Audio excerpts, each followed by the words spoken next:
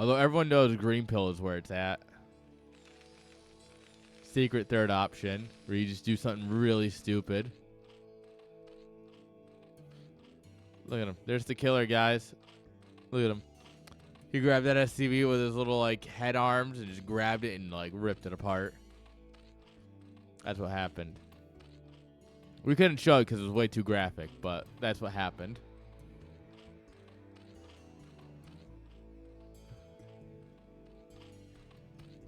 Orange, Fanta, and Funyuns. I can't say much makes me crave that combination. That is a combination of snacks, for sure.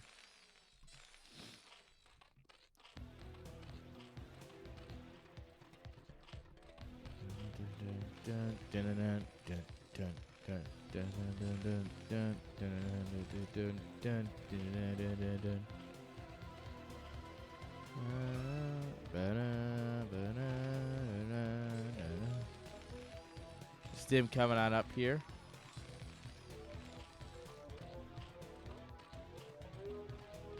Where's Cat Jam not work? Ayaya Jam should work at least. I need a jam emote. I think I have one planned. I don't remember.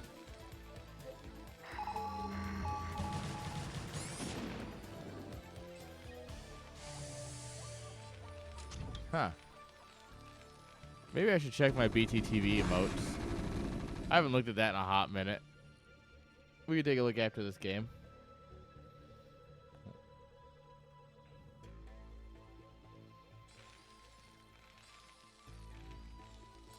There's no one use. There might be a command for it. Exclamation mark BTTV, exclamation mark emote. That's fair. It might not work if you're on mobile too, because you don't have the they technically only work if you have the plugin. Oh, by the way, SCV's getting munched. That's a lot of lost mining time right here. That's what, 10 SCV, 12 SCVs pulled, 2 died, 10 just kind of had to fight.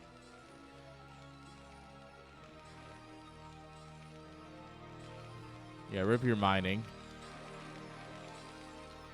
All right, turret's coming on up here.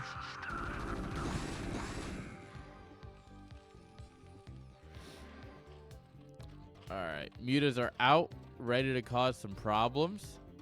You know, exactly what they excel at.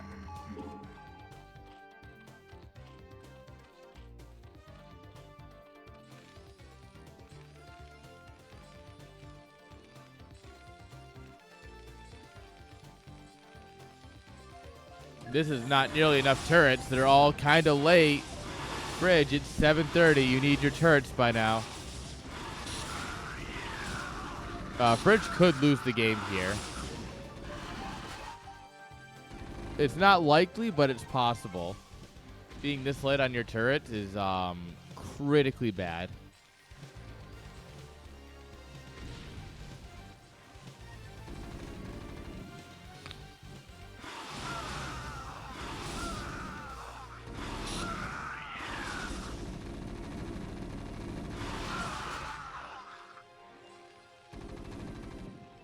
All right, yeah, the muted are just taking such efficient trades here.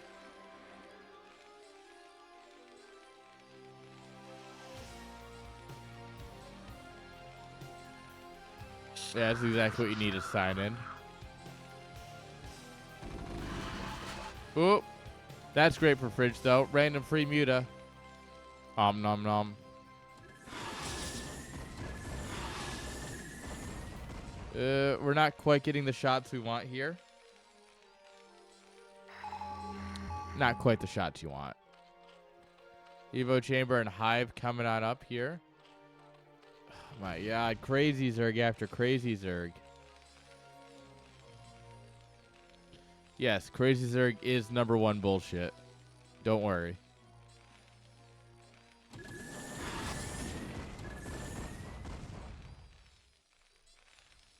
Oh, and there's no defenses in the north side.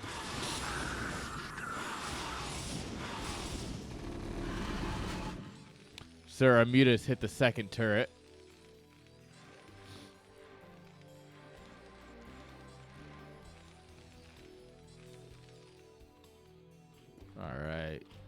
Zerg's just going to go ahead and drone up on this. We do have a third base in the bottom right. Yo, Cookie.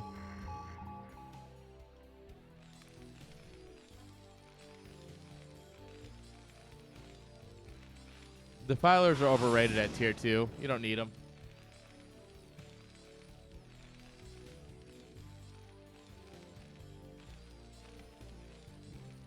Defilers are for nerds who want to reach tier 1. I want to just A-move Hydras around.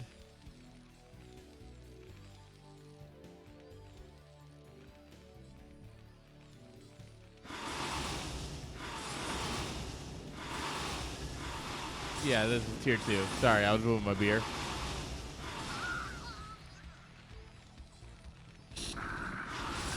There's Terran going nukes. Well, if Fridge goes nukes, I would be very impressed. Not impossible, but it's unlikely. He did get the covert ops last game, and he just never used it. Look at this long line of Zerglings.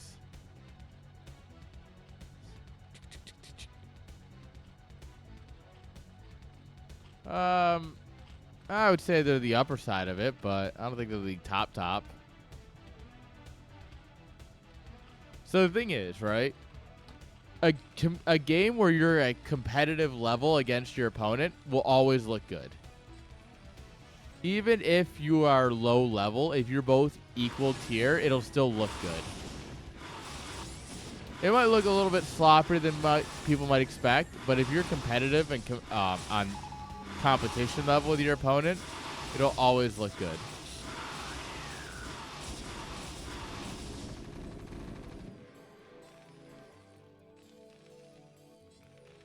I appreciate that we bring the tank back to deal with the mutas. Fridge, incredible. Every Terran should be watching this VOD going, oh, how do we play Terran? Oh, we bring the tank to deal with the mutas? Oh my god, Omega Brain.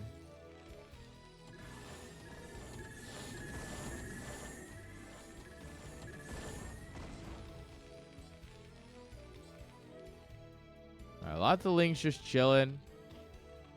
We're getting ultras here. True.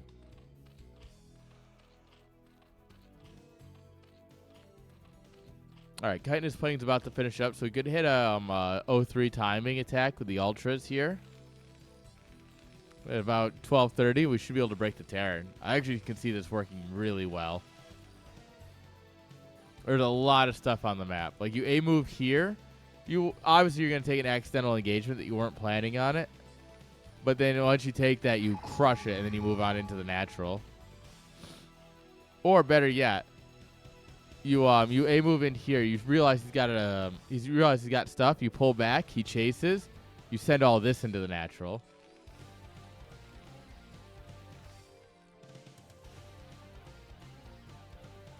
Counterattacks will get you easy wins in tier 2. Oh, baby. Trust me.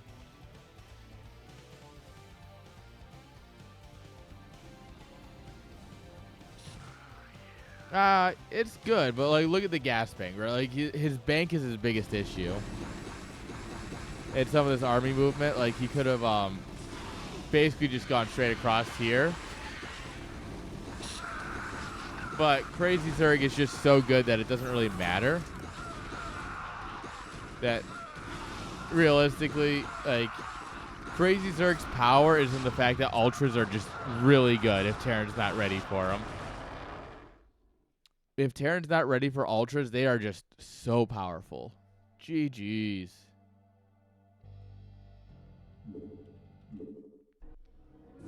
And that's going to be a 2-0 for Big Click Energy.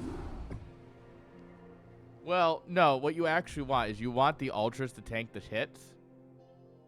So the ultras take a bunch of hits. So that way the links can connect and do infinite +3 damage. Like, you want those, like, the ultras take the big hits. And you're like, all right. And then all of a sudden the links are on top of the army and it disappears.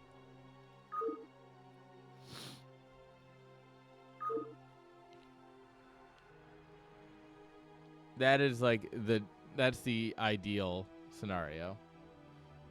All right, here we go. We have a hotly hoped for series. I'm sure. A person in chat is very much looking forward into this one.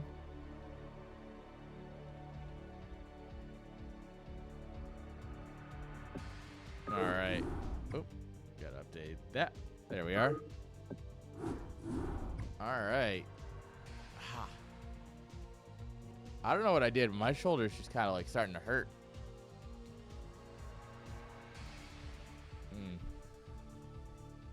Oh well. We'll figure it out. All right, guys. Next series, guys. Tier 2 is 4 series. Yeah. This many's. So we will have 4 best of 3s in the Tier 2 category. Obviously, we just finished the first one. We're on to the second one. Without further ado,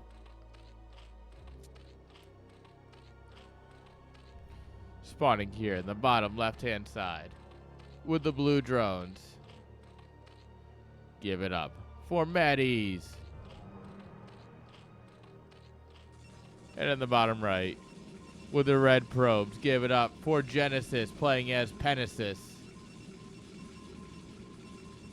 So the reason Tier 2 is 4 series instead of 5 is so that there's an odd number.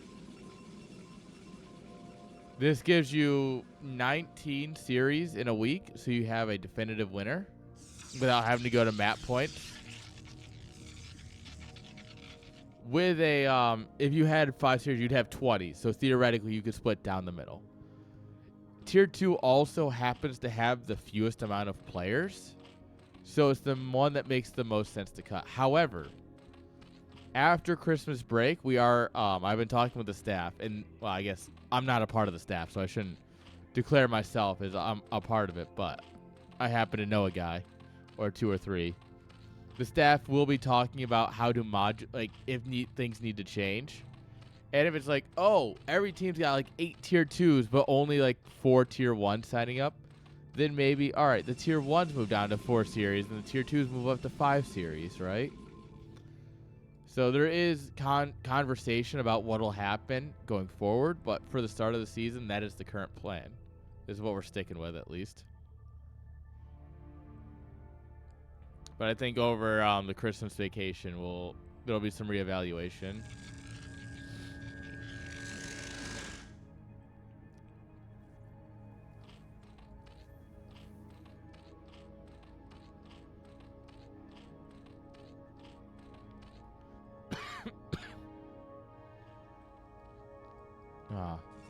So, sorry, I just took a bigger hit than I thought I would. The real question is, what do I stream for Christmas? This feels very far out of left field, but like to you guys, it is absolutely out of left field. For me, it's something I've been thinking about on and off all day. So every holiday, I stream something. And I'm debating if I want to stream Halo Infinite multiplayer, because I do genuinely enjoy it, or if I want to maybe stream a campaign, or if I want to play like the StarCraft campaign. And obviously, StarCraft oh, I might do Halo Wars, actually. Right in the middle. Oh, some Halo Wars content for Christmas. Because the day after Christmas, I also have opt, and I will be casting all day. But we don't need to worry about that day yet. But for Christmas, I think I might do Halo Wars. The OG Halo Wars. I'm just going to be dropping ODSTs everywhere. It's the only one you need to play. Don't worry. ODST researched. Drop pods loaded. Psh, psh, psh. Drop pods away. ODSTs inbound. Goosh, goosh, goosh, goosh, goosh. Ha, lol. Easy. All units. Local units.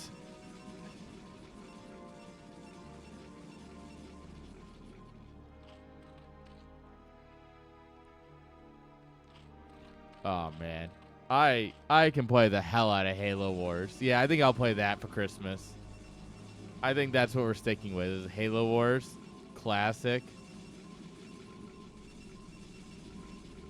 Oh, baby, it's going to be good. This is the perks of not having family, is I can do shit like this. We can just have a fun day, you know? All right, 4 hatch, 3 bases here for Zerg. Protoss is just doing normal Protoss things where you bunker down on 2 bases for a bit.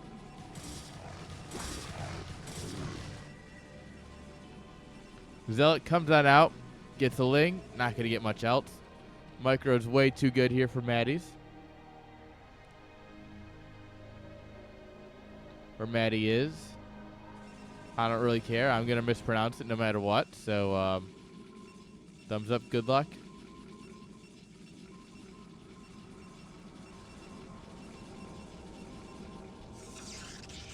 Fuck, I really want to play Halo Wars right now. I got the itch.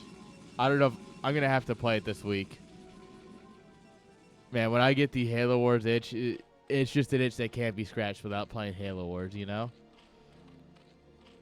All right, Hydroden and Evo Chamber to make the wall here up front. Love to see a sunken like here or here, just to, you know. You don't need it. Don't get me wrong. You do not need it yet. But what he doesn't know is he will need it very soon. And I always think making a defensive sunken is just one of the best things. All right, here's actually still a good spot. Oh yeah, defensive sunken, in my opinion, is just one of those things that it's... Do you always need it? No. Is it always worth it? Yes. Wait, this is a full wall? Huh?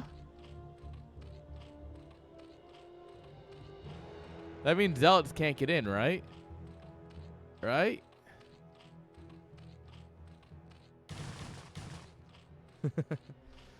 Unintended consequences of my actions.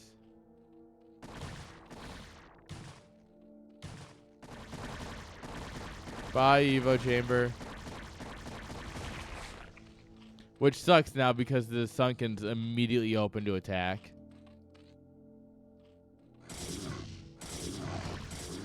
Alright, drones are going to have to get run away here. But with the Hydras coming up here, you'll be able to push the Zealots back. That's fine. Yeah, these 4 gates coming online. Lots of goons. Interesting. He's going to have to kill the Forge, by the way.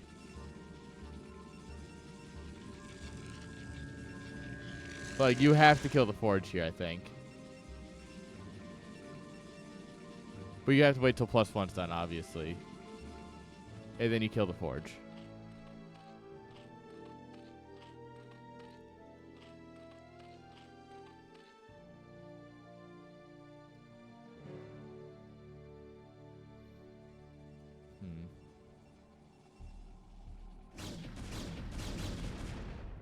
Alright. Overlord gets an idea of, like, huh. That's a lot of Dragoons. You know what Dragoons kind of suck against? These. Maybe not one of them, but like... Generally speaking, Hydras are better than Dragoons. But then again, one Zealot will really screw it up. We're just outside of the Sunken.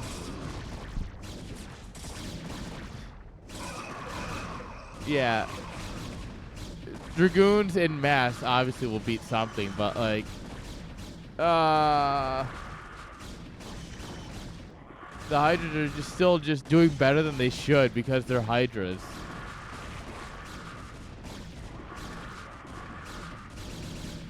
Yeah, this is tier 2. Supply blocks are going to happen. That's just kind of how it is.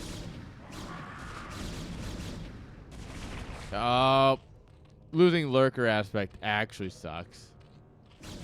But also, I think this game's kind of over. I think Genesis has done it. GG. There it is, guys. Our second no GG of the night. Let's go.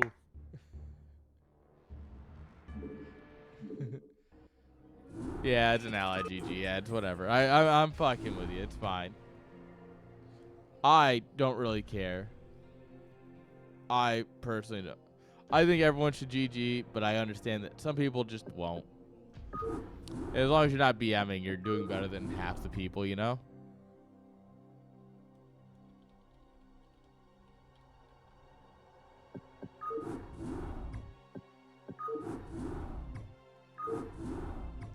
Alright. There we are. There we are.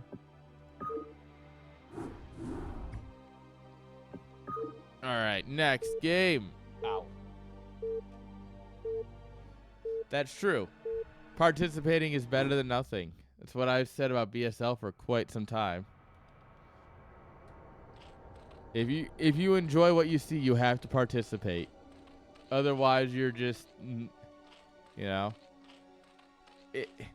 If you say that you like something and you want to support it, the easiest way to support something is by participating in it and showing that it's not dead.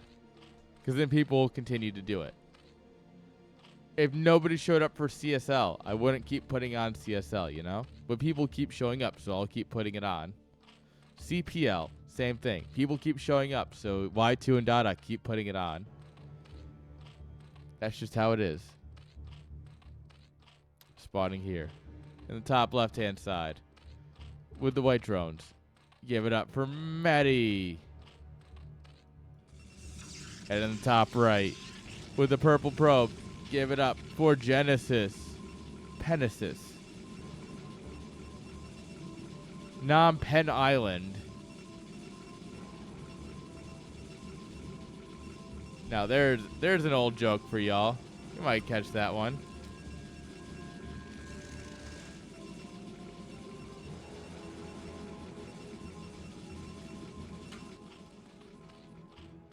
Yeah, you can't participate in 100% of events, and that no one should expect you to be in 100% of everything. But you know, it's just like it's those things where it's like, yeah, if you show up, people are more likely to keep doing it because like, oh yeah, you showed up and you showed that like it mattered to somebody. You know? And honestly, that's what most TOs need. Is just proof that people actually want to see it.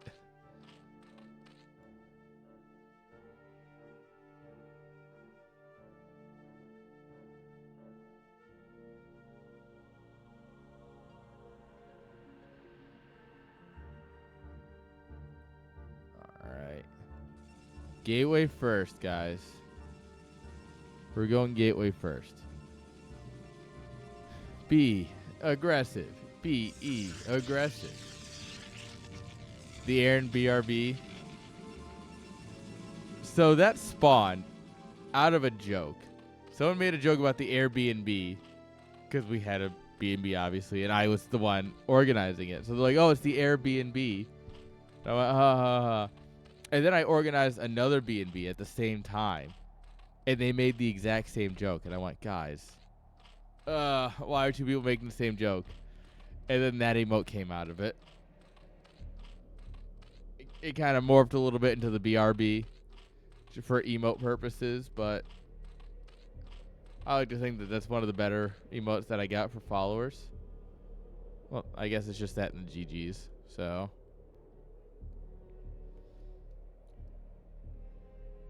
However, if you sub, you get my favorite emote, the USA emote. USA, USA.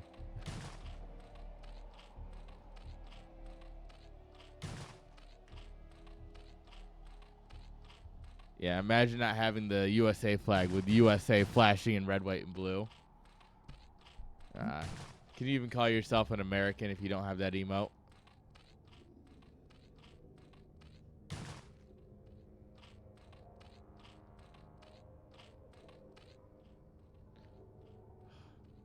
Yeah, the pylon heart's a good one too. That's like the wholesome one, but like, oh, run, Overlord! Oh no! Oh, oh, Oh, look at this. This floating sack of gas is so happy right now.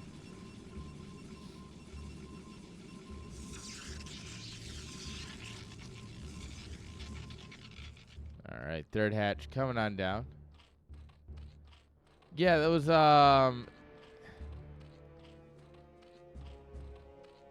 it was Fantasy or Firebat Hero versus somebody. We watched the VOD on stream. And I went back and recreated it so that way I could get a good screenshot of it for an emote, but Mudge versus Firebat, yes. Thank you. And then he filled it with cannons. That was beautiful. And then you get a stasis on the workers a couple minutes later. That's one of those StarCraft memories that'll just never go away. It's truly iconic to the scene.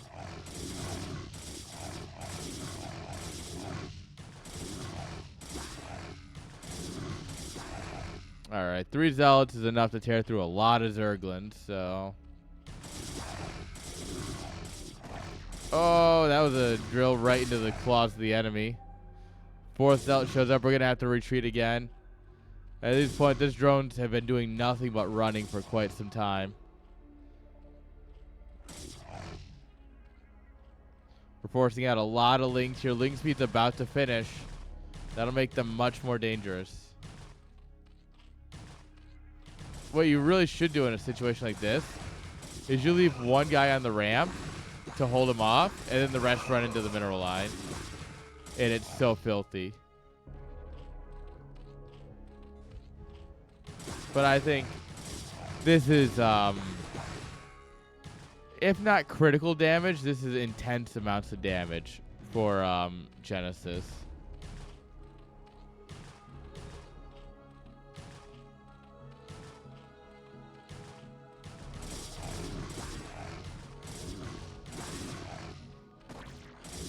And now we're dealing with another Zealot running in.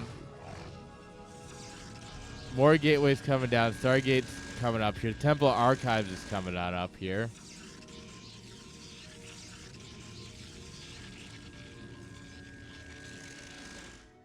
Yeah, and this is, I mean, technically there's one more drone than there is, probes, but, like, the amount of lost mining time. Damn.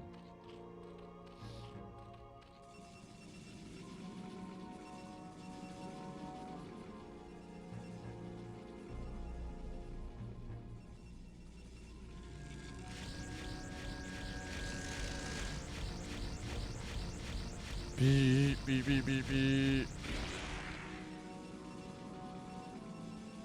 Yeah, this Corsair's gonna get over here and pop some overlords, and there's gonna be nothing Matt can do about it. It's sad. Sad but true.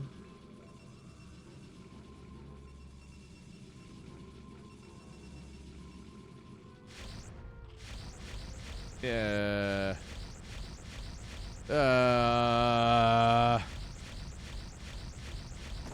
Alright, the Hydras are going to come in here and try and put a stop to it, but Corsairs can do this thing called fly.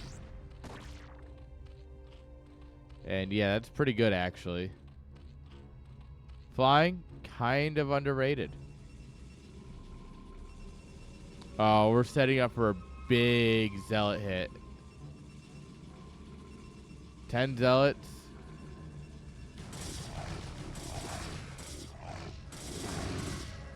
10 Zealots with speed.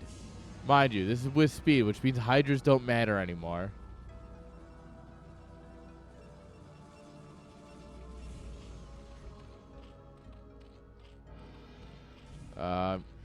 Hydra speed coming on up here. It would be better if we had Lurker aspect, but unfortunately he didn't see this coming at all.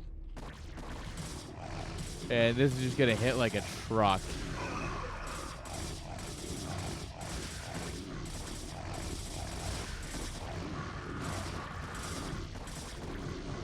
Oh yeah, Hydras literally don't matter.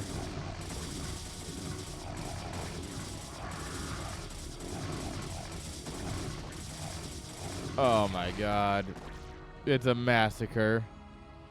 All right, we killed a hatchery. Bring me to your leaders.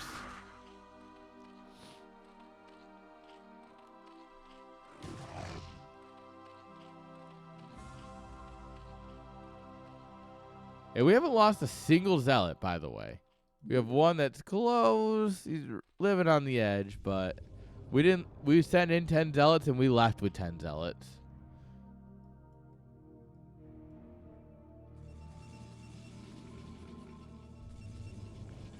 And now we got stormed on the back of this. Nah, we don't need that. Just a move. All right, you see this coming down to kill your stair. Send it. 1828 immediately. You know he's out of position now. You now have like 30 seconds to capitalize. Which we're not going to do, unfortunately.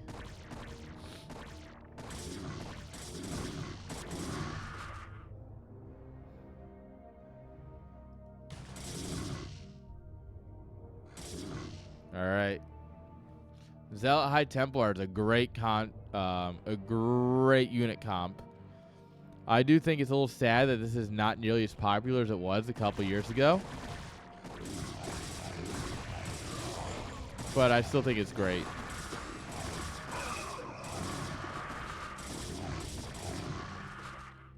I don't even know if we got Storm. I never saw it on the production tab.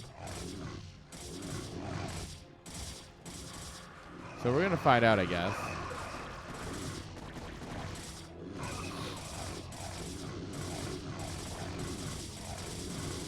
Either way, like, the third base is dead. Zealots are just kind of good. Alright. Oh, yeah, there it is. Dealing more damage to Zealots than the Hydras. That one's a lot better. Oh, you got him. Doesn't matter. It cost everything. Did you kill him? Yes. What did it cost? Everything.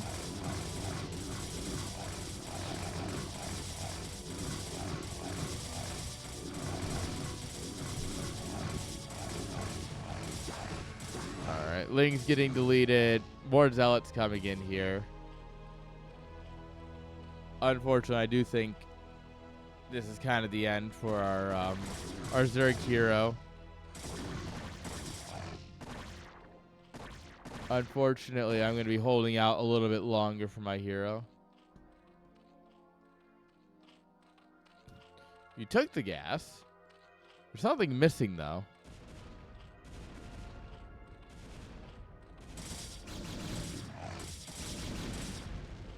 Yeah, this is, yeah, trust me, been there. It happened. That's a very tier 2 thing to do. You're in good company, don't you worry. And I mean, this is just a really solid Zealot High Templar build with some goons now getting thrown into the mix. Just in time for lurkers. Like, the only thing is he doesn't have observers yet, so.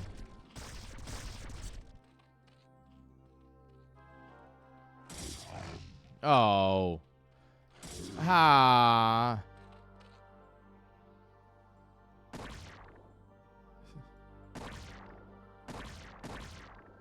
Get it, get it, get it, get it. Oh my god, he got it. Oh. Incredible. That is, in fact, #1 bullshit.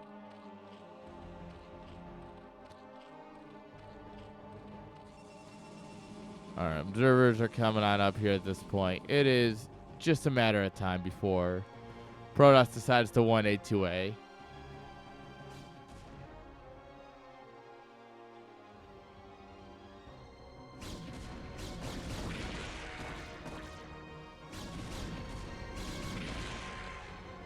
Yeah, 48 drones is great, but like, it's mostly on 2 bases, and in fact, it's mostly on 1. So a high number of workers just doesn't translate if you don't have the bases, right? if he never lost this base and like this base was being added on, like suddenly, yeah, you know what, that looks great. But there's no real way to transfer workers from your main or your natural down to the fourth he's taken. He's gonna get caught out of position here too. That's just like icing on the cake. Oh,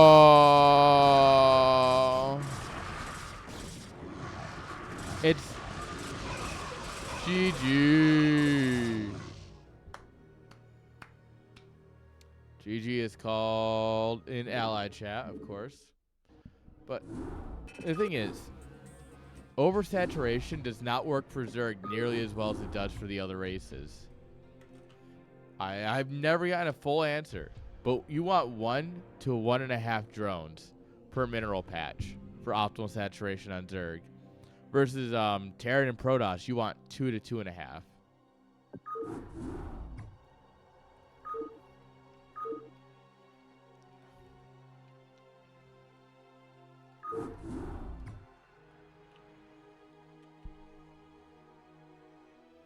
Oh yeah, you're not missing much. The Protoss campaign is just a move, lol.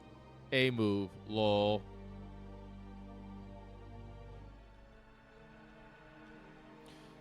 Yeah, it's really fun if you just enjoy A moving.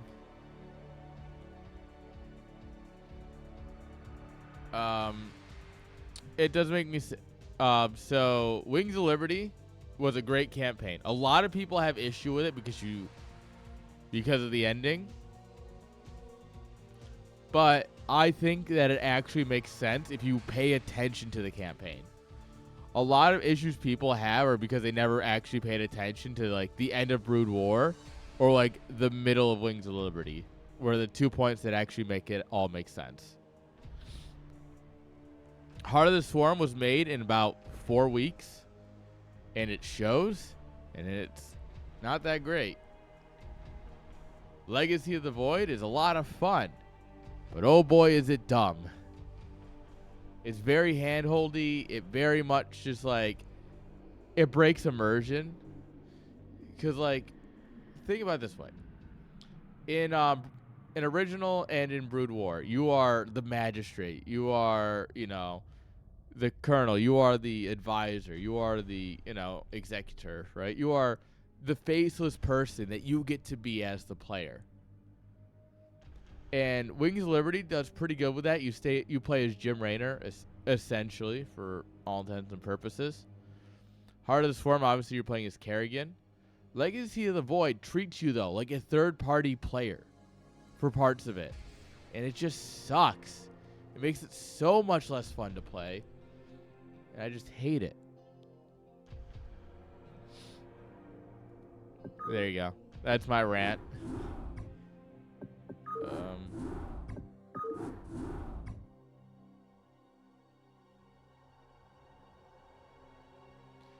Well, so the reason it makes it, there's a whole cut arc, right?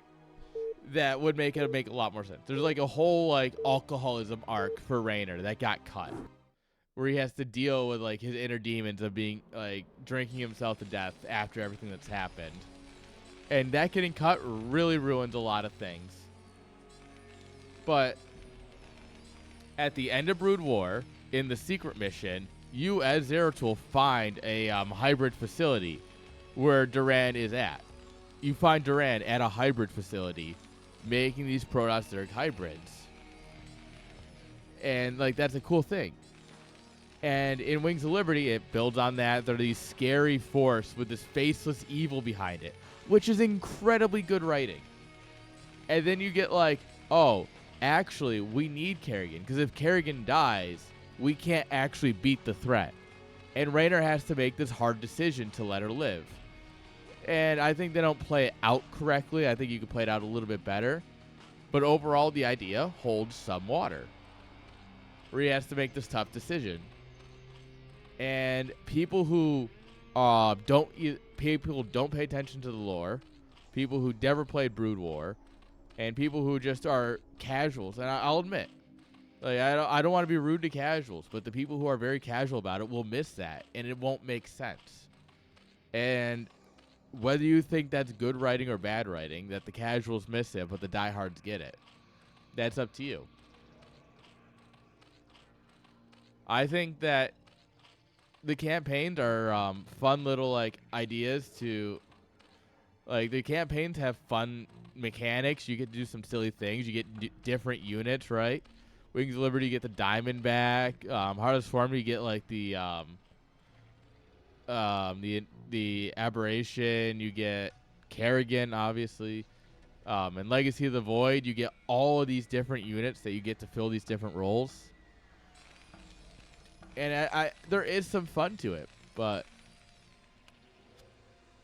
I think that a lot of the writing went downhill as the hand-holding went up, and it just really feels like they're treating me like a child, and it's like, this is a game rated T for teen, minimally.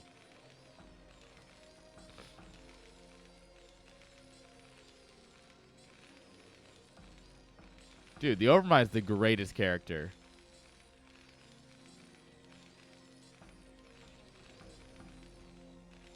Also, why does Zeratul have nipples in StarCraft 2? Protoss don't have nipples. Nipplegate's back, baby.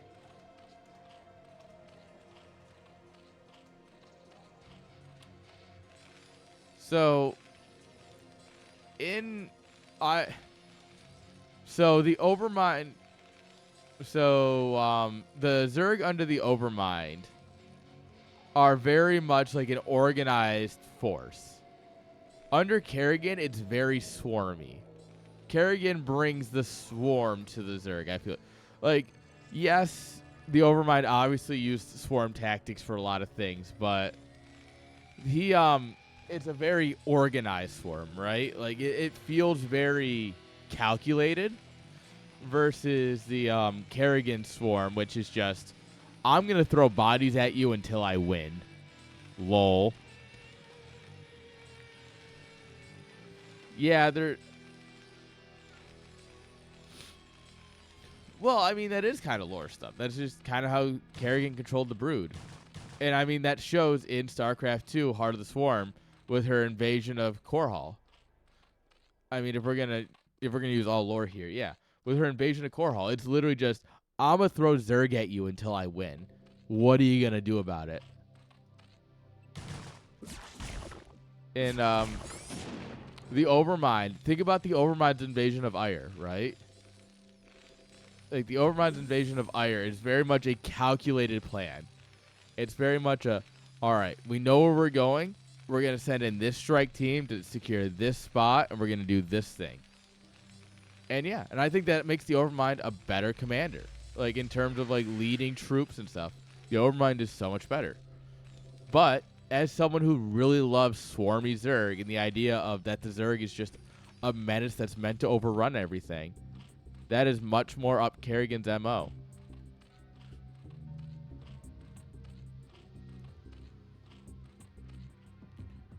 Yeah, and you get purity of form and purity of essence, obviously, gets into, like, the Legacy of the Void Zelnaga arc, and you get some really interesting things there that they really fucked it up, man, and it makes me sad because there was some really cool stuff and we didn't get it. Like, the whole Zelnaga stuff is really cool, and they went and ruined it.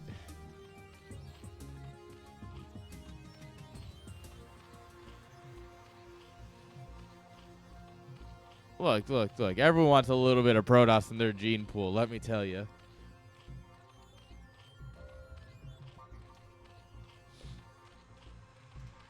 Yeah, bringing the Overmind back for Brood War was a very lazy decision. I think you can still have the Cerebrate versus Kerrigan, so you have ZVZ action. But I don't see why the Overmind had to come back. I can see the UED starting to take over the Cerebrates, right? Because the Cerebrates are still going to make their hive cluster. Like, even if they're not trying to form together an Overmind, they're still going to make some sort of centralized hive cluster because they're working together. I think you can still do something with that, with the UED coming in and taking over. And instead, we just got Overmind. Oops, if I don't hit my microphone, we just get Overmind 2 Electric Boogaloo, and I don't think that was nearly as compelling as it could have been. They gave us some cool cinematics, like the end of the UED campaign, where it's like the news broadcast. Like, that's cool as shit.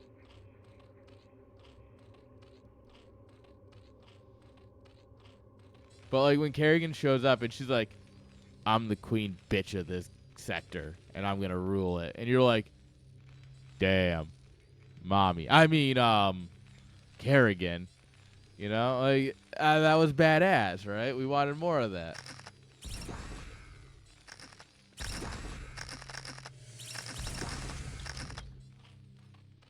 But, you know,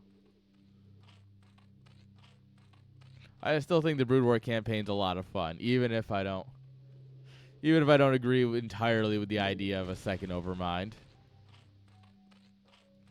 Look, all I'm saying is that, you know, if I had to pick anyone in the StarCraft universe, it's definitely going to be Kerrigan. And I mean, where in the timeline matters a lot less to me than who I'm picking. I know what I'm about. Do you? Oh, the Terran campaign of Brood War is great because the UED is actually a threat. The UED is so strong and they are so scary.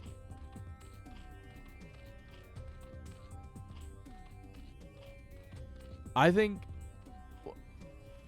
Oh my god, my mouse is bugging out. I'm sorry, guys. But I think one of the greatest things you get in the Terran campaign, I want to say it's the Terran campaign. Might not be. No, it should be. Is where Mengsk is doing something and he gets caught by the UED and Raynor, Phoenix, and Kerrigan show up and save his ass.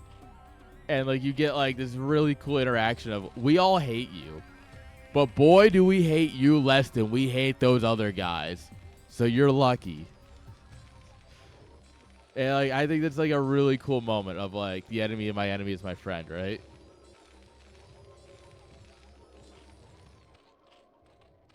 And also, do what we all did to kill Phoenix. Send in like 20 cracklings and laugh, as he's a Dragoon and he could not handle it. I will say though, we all know that the greatest... Oops, fucking mouse. Alright, good cancel. The Goliaths are going to come in here and grab a Muta. There's only one turret on this side. There really is not a whole lot if the Mutas wanted to dive right now. The thing is, right, I think one of the best lines in StarCraft is still Mengsk's speech to Raynor after he abandons Kerrigan. I want to say that's what it is. Like, I will not be stopped. Not by you, nor the Confederates, nor the Protoss. I will rule this sector or see it burn to ashes around me.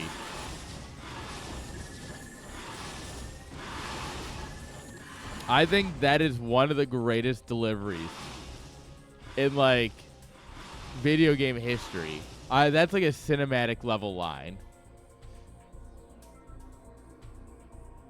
Oh, ads are about to... weird. Yeah, I genuinely think that is one of the greatest line deliveries of all time. Because right in that line, you know what Mengsk is about. You know his entire character, you know his entire backstory, and you know his entire motivation.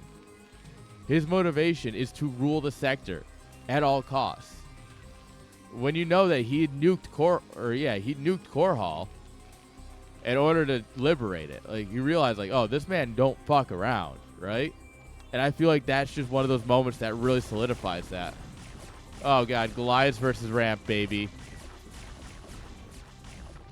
Yeah, that's not working. Mengsk is such a badass. I love him. Like, sure, he's a bad guy, but also... he might be a bad guy, but he's also my favorite.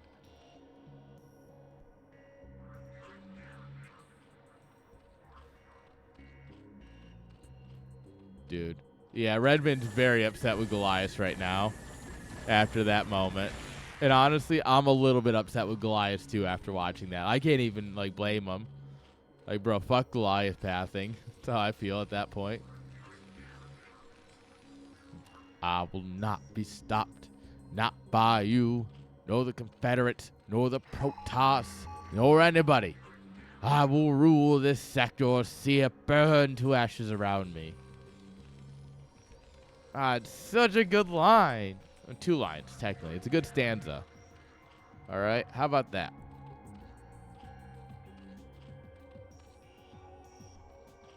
All right, we got a lot of Goliaths here. We got, what, 5 Sunkens and some Hydras. Yeah, once the tank gets here, I think it's over. More machine shops coming on up here. Third base almost finished finally. Muta's going to come in here and ruin that, though. But does it really matter? I mean, a base for a base when it's your third versus their natural. I guess. Also, there's reinforcing Goliath to come deal with that. Just gonna send it. No. Mate, you gotta send it at this point. I do think you win here. Mate, just take the fight. One Goliath at a time is not gonna win it. Command center's lost, mate. You gotta go. Gotta go, gotta get the job done. Gotta start a new nation. Gotta meet my son. Sorry, I went full Hamilton for a moment. Dude, how many Goliaths is he gonna lose for free? This is why he lost to me. Mobility, yep, 100%.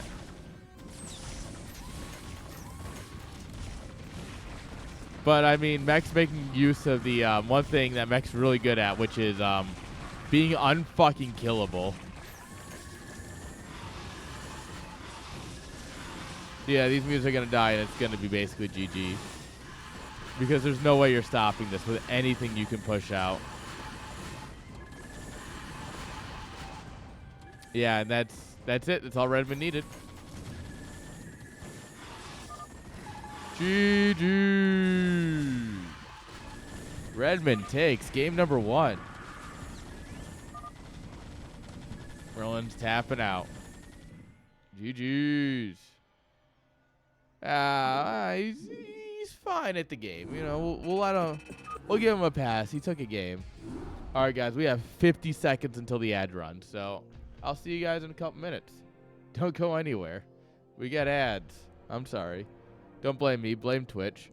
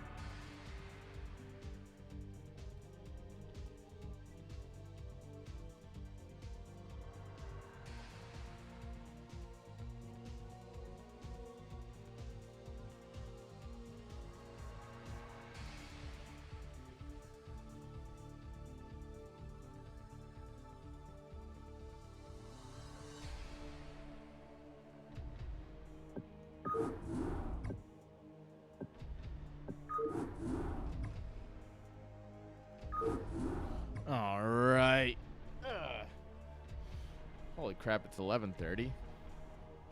Damn, we're doing good, guys. We're going late tonight.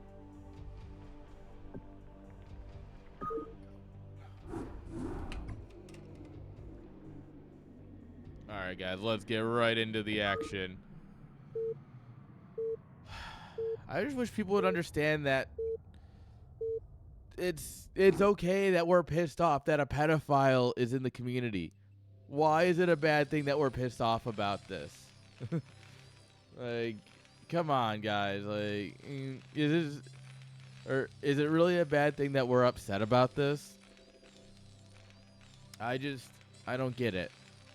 Oh, well, Zero doesn't deserve to be pressured like this. No, Zero does. Zero knows about this guy. Zero banned this guy publicly. Come on. All right, spawning here in the bottom right-hand side with the red SCVs. Give it up for Redmond. As opponent with the orange drones. Give it up for Merlin. Exactly. No, there's a couple of other blacklisted names, but the other blacklisted names they don't care. The other blacklisted names would never show up to an event. That's the thing. Is that there's other people who we've banned because they are a problem more in like the online aspect of the community, not because they'll ever show up and be a problem or because they've done something horrible to people in person, but more because like they have just ruined an aspect of the community. Like I don't want to say the M word, but if you've been around, you know who I'm referring to. The man who just blows up Discords for no reason other than, you know, the tism. But yeah, like he's banned. No one wants him around. But we're not worried about him showing up to a public event and casting it. You know? Also, this is a 999. I'm very interested to see how this goes.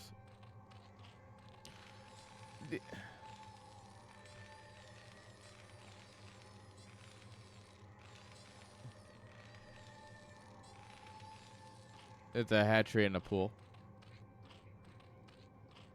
Yeah, it's a 999. It's not normally a ZVT build, but it can be. The thing is, right, is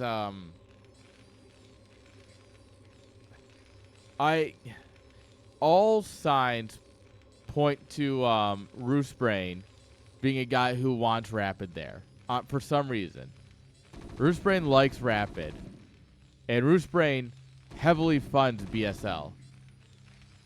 So what we have done is we have put, admittedly, what we have all done as a community is basically put Zero in the middle.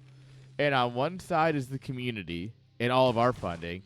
And on the other side is Roosebrain and all of his Russian oligarchy money. And now the question is, and this is why I'm sure Zero's taking a long time to answer it. I don't blame him for it, to be totally honest. Is he doesn't know, what should we do? Should I stand with the man who gives me a fair amount of money for these tournaments, or should I stand with the community? And personally, the fact that that's a question, you know, I don't like, but I understand where he's coming from. Is it? Try refreshing your stream. Hit that good old F5 and see if it's still there.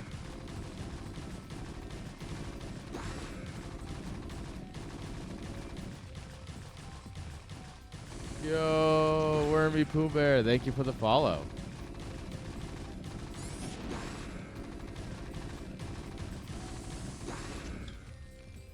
Alright, well, the bunker lives.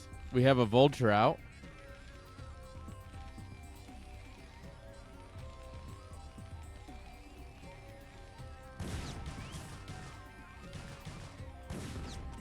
And everything looks up. Yeah, I was gonna say, everything looks good in my OBS. Ooh, a lot of lings.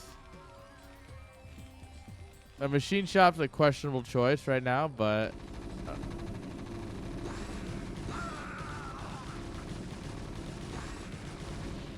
How come whenever I do this, I lose all my Zerglings? What is this bullshit?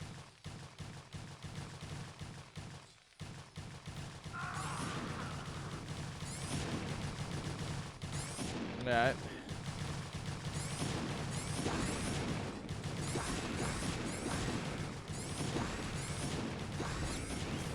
So,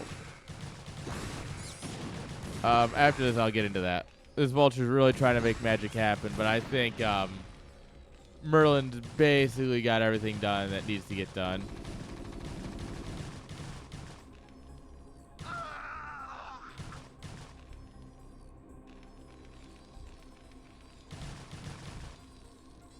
More lings coming in. Yeah, I think this is good for Merlin.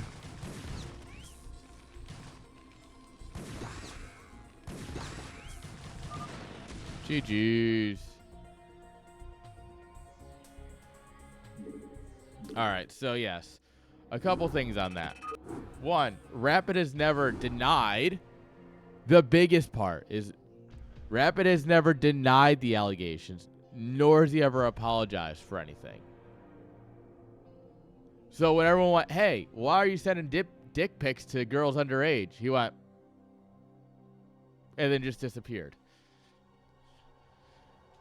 So yeah, in my book, that doesn't, there's no defending that. Hard stop. If you were like, hey, you are like being sexual towards minors, and you just kind of go, meh, and disappear, you have forfeited your right to defense. From me personally. Obviously, this is a court of public opinion thing. So it doesn't hold up in a court of law, which is why he was probably never convicted of anything, but. And you know what? And the thing is that BSL and Zero.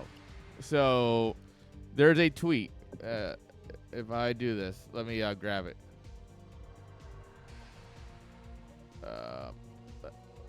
This is exactly why Zero has lost quite a bit of benefit of the doubt. Right here. We take accusations of sexual harassment and misconduct very seriously. Will not be tolerating any behaviors. We are terminating our cooperation with Rapid Casting until the situation is resolved. The situation was never resolved. He just disappeared and came back. This was put up by Zero. Yes, the thing is, if I come out, all right, so say somebody involved with CSL blows up and there's a huge issue. And I come out and say, this person's banned, or like, we're never working with them again.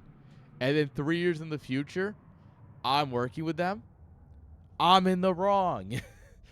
I'm in the wrong, and I would expect to be called out for that.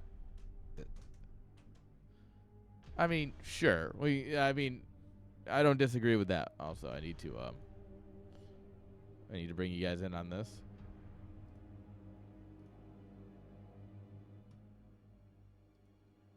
There we are. But the fact of the matter is that, like, if you personally ban a person and then you personally know that person's there and let them cast, because to say that Zero's not in charge of production would be surprising at minimum, because Zero is a very much a production-oriented person.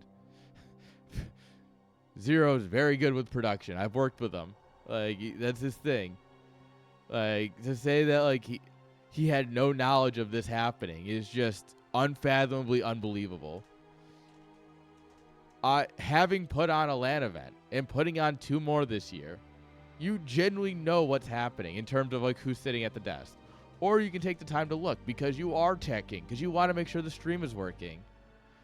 Like, he knew, and he was okay with it until the internet blew up. At least. Sorry, 2024. My brain still hasn't fathomed the fact that the year's not over yet.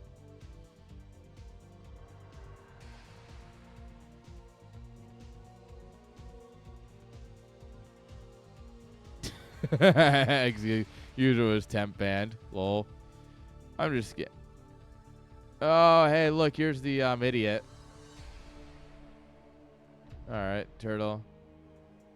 I'm gonna have to read this later. Fuck.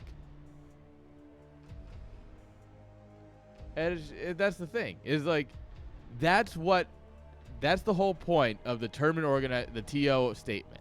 The whole point of the TO statement, if you read it, and a lot of people have been commenting on it and not reading it very clearly, because what we clearly say is we are upset that Zero has banned a person and let that person cast. We don't care what they did. We're not arguing should he be banned. We are saying that Zero publicly has said this person is banned, and then 3 years later that person's live at an event casting. That's what we're pissed off about. That's what's ruining the community right now. And that's what's causing us to outrage.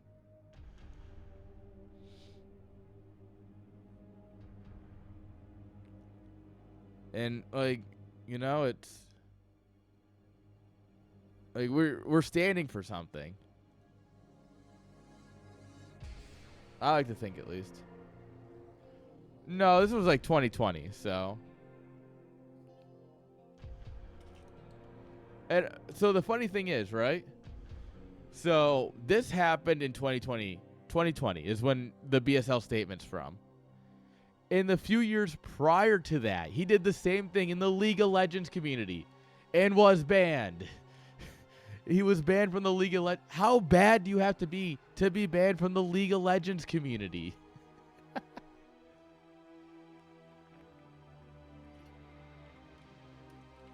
Like, honestly. It's, yeah, so that's where it's like, no, he had a chance in the League community. He blew it. He came to the Brood War community, and we gave him a shot, and he blew it. And now he's back. Why are people defending him? Get him the fuck out. I don't want pedophiles in my community. Is it so hard to understand? Like, that's where I stand.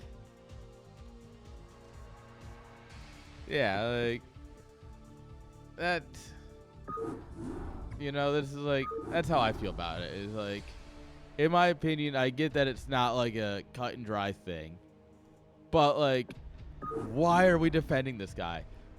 We have, what's that new guy?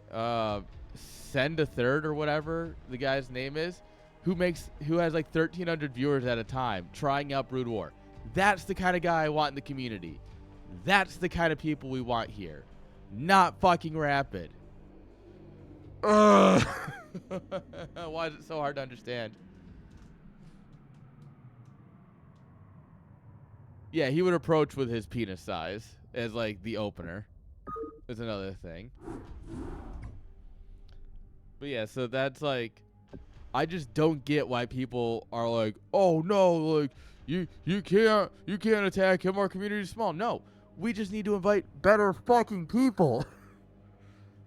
And I'm not throwing this at you, Twitch chat. This is just general ire I've built up over the last few days. And now I just finally have time to air it out. So I apologize, but like oh,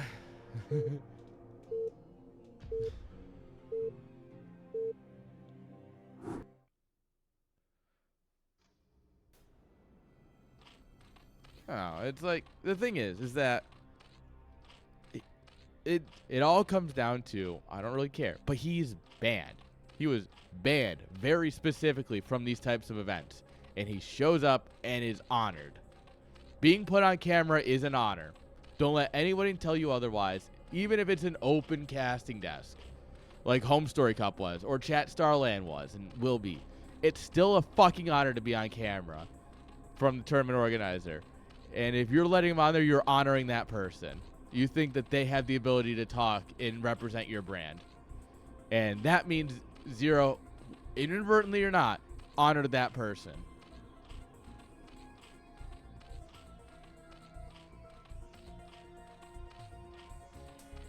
And yeah, I mean, it is a, Vic, you will have a very valid point. If you don't know the past, it is very hard to argue one way or the other. I have done a lot of reading in the last few days because I didn't know. And I encourage you to do the same. I encourage you to go out and read the TL posts and the Reddit posts and try and get your own opinion of it.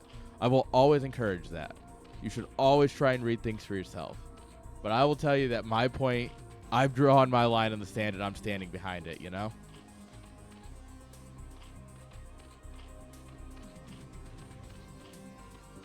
All right, let me do intros first, then we'll get back into it.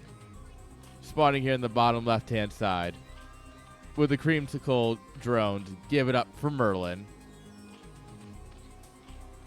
with a 999. Oops, mouse, hello.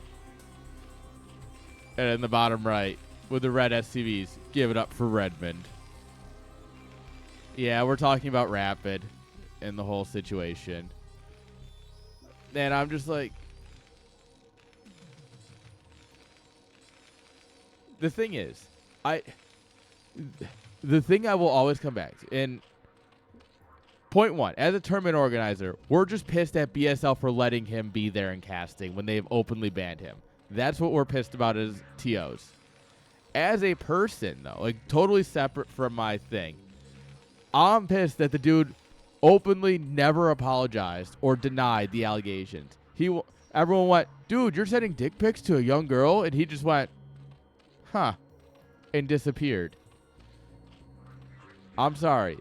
That's not defendable. At the end of the day, that cannot be defended. If you went, no, like there's a misunderstanding here, and you never proved your point, but you at least denied it, all right, you know what? Like, yeah, like, all right, you're fighting a paper-thin argument, but you're at least trying to say that you didn't do it, right? Politicians understand this. Politicians will deny things, knowing full well that we had them on camera doing it. They'll still deny it. If you're really thinking in whatever fucking galaxy brain that you can sit there and just do this and go, yeah, it's whatever. Like, no. You are in the wrong. Dude said, damn, that's crazy, and dipped. 100%. That's actually what happened as far as I can tell. Yeah. And you know what?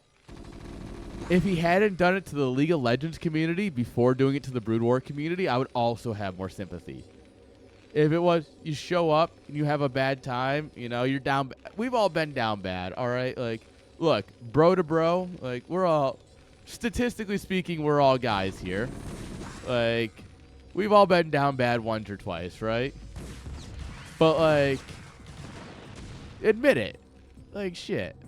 If I did something when I was down bad, I'd be like, yeah, that was pretty fucked. But, you know, I was kind of down bad. And we'd all be like, all right, you own it. You're apologizing for it. We get it, you know? Like, at least I would be, right? But, like, the man he just kind of is like, whatever. Doesn't deny it. Doesn't really, like, apologize for it. Doesn't apologize for it all, I mean. Doesn't do anything about it. And you're just like, no. That's a nah for me, dog. Oh my god, look at the Sim City. Oh, the Sim City is so good.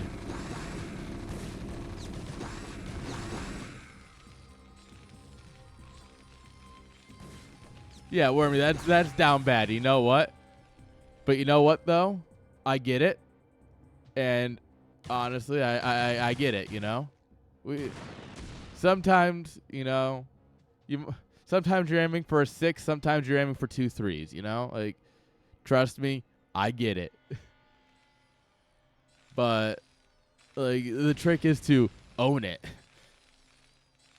And, I mean, I don't really think there's any defending sending it to underage girls. Like, hard stop. I'm very much a get this guy in the wood chipper kind of moment. Like, yeah, there's one thing that I actually draw a hard line on, and that's pedophilia. But, like, you know, if it's like at Home Story Cup for StarCraft 2, this happened a couple weeks ago, right? We were just there. And one of the players, pretty down bad, ended up hooking up with a girl, and it might have screwed over his chances of winning the tournament because he was out late drinking and hooking up with her. And we all went, you know what? Boy's down bad. I'm a little sad for him and his results, but I get it, you know? Redmond, I don't know if this is the choice, but we'll see. It's so many lings. I don't think he realized how many lings it was. But we get 2 back in the bunker. That's something at least. We still have 2 vultures. But yeah, like, Raynor's down bad, and we're all like, yeah, you know what? We get it. Like, shit. Actually, I think Redmond just threw by moving out, by the way.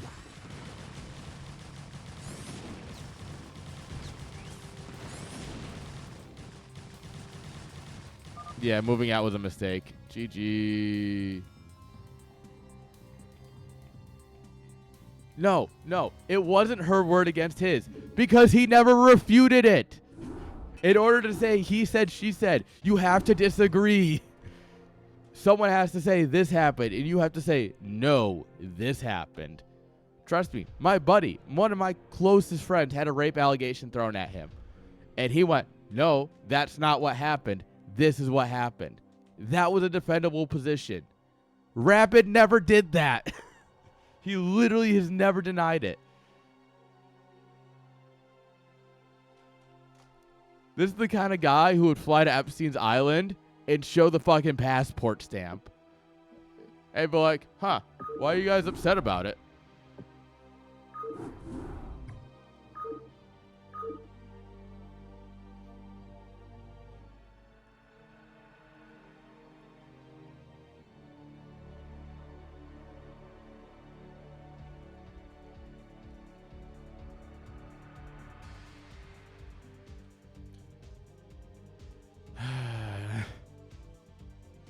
He's making me so mad.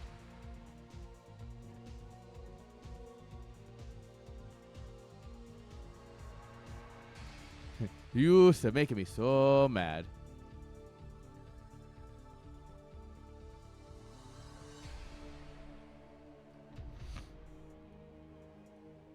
Not you, chat. Sorry. I mean the defenders. Yeah. Dude literally has no comment, and everyone's like, oh, we gotta defend him. We gotta, like, protect the community. You know, it's so small. It's like, no. Fuck that. I will trade.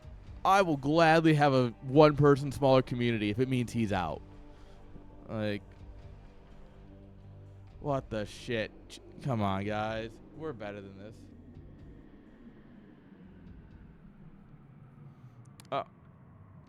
I can guarantee you he's the dude who got through high school by sleeping with someone who knew the answers to the test. I can guarantee it. And he just hasn't left that mentality behind. I would genuinely bet money that he's the person who passed high school because he slept with the girl with the answers.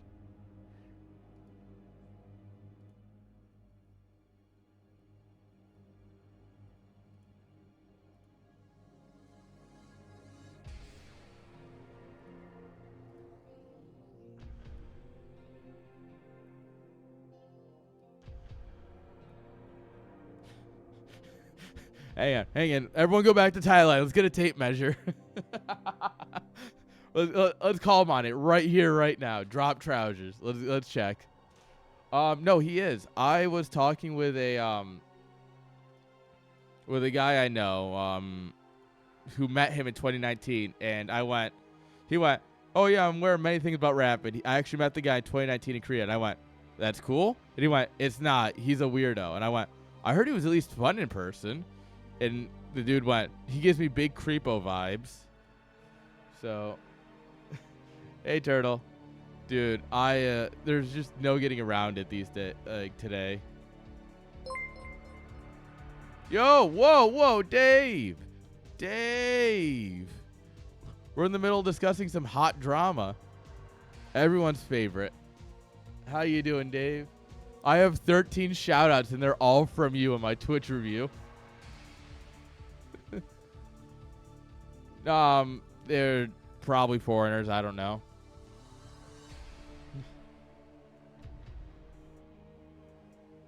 Oh yeah, no. Oh, I missed Dave channel drama. No. You're just in time for some Brood War drama. So I'm gonna start with this. So recently, there was a guy named Rapid who was banned about 3 years ago because, dude, nothing wrong with Spice Girls. I get it. But basically, this dude was banned 3 years ago because he was caught sexually harassing women and sending dick pics and grooming minors. Like, you know, pretty bad things. Things that we all generally agree are just bad, right? This guy was... So all these accusations came out, and he never denied them. He just kind of went, damn, That's weird. And dipped for 3 years. And then this weekend, he shows up at the BSL Thailand LAN and is casting on day one. Like, front and center, put up on casting, talking the game. And he doesn't even know Brood War. So he's a bad caster, to be fair. And, like, he's front and center. And BSL has publicly banned him. 3 years ago, they publicly banned him. So, like, as tournament organizers, we're all pissed that Zero put this ban in place and then ignored it. And then as a community, we're all like, we don't want a pedophile in our community. And, like, some people just can't wrap their heads around their, like, they can't wrap their tiny little fucking brains around the concept that pedophiles are bad. Oh, yeah, no, I mean, there's a reason he's in Thailand, and it's because they don't, their protection for children is non-existent.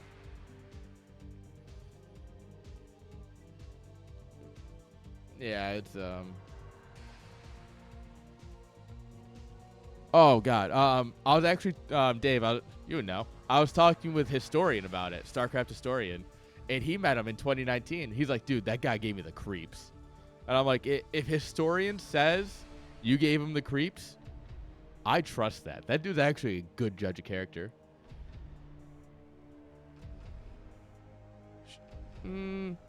It might not be a bad country, but it's a country where you can get away with a lot.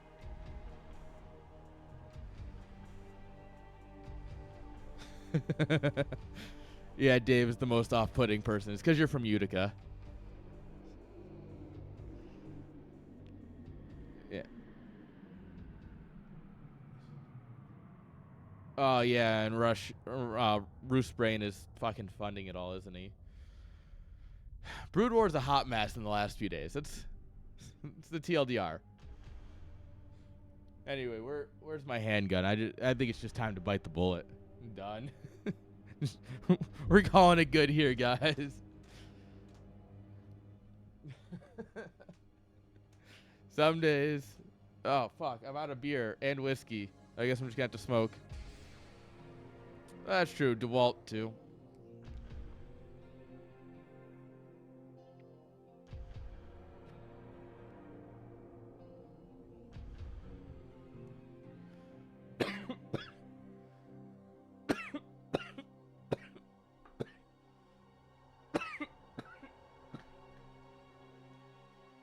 Bruce Brain's the one who pushed Thailand or the one who pushed Rapid?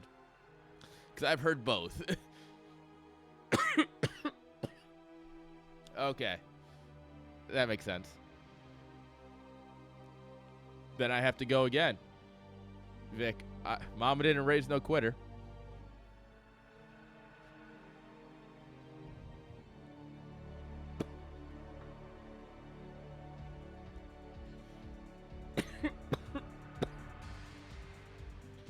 Yeah. No, I was actually saying that just a little bit ago, that we as TOs have kind of just absolutely fucking rammed Zero into a brick wall. And admittedly, I knew this was coming. And I don't know if everyone on the team has thought this through. And I didn't say anything because I think it's the right thing to do. But I'm going to be totally honest here. I look at this and I go, we have absolutely backed this man into a corner. Because on the one side, he has the community. Like, we as TOs and generally respected heads of the community have a bit of sway. When you look at that list, I might not have a lot of sway, but you have, you know, we got Turtle, we've got Manadog, we've got Escalade, we've got Cookie, we've got Camo. Like, we've got a lot of people with some sway, right? And that's going to lead to a lot of, if we say, hey, we're not funding BSL, a lot of people in the community are going to look at that and go, good enough for me. And BSL is going to go lose a lot of community funding and a lot of community support. On the other hand, in the other direction, he's got Rustbrain, who actually funds a lot of things. And if he pisses him off, he loses all that money. So which way do you go? Which direction do you pick? You're damned if you do, damned if you don't at this point for Zero. Like, truly. Zero is absolutely in a lose-lose situation, and we've put him in that. And I just, there's There's nothing we can do at this point, you know?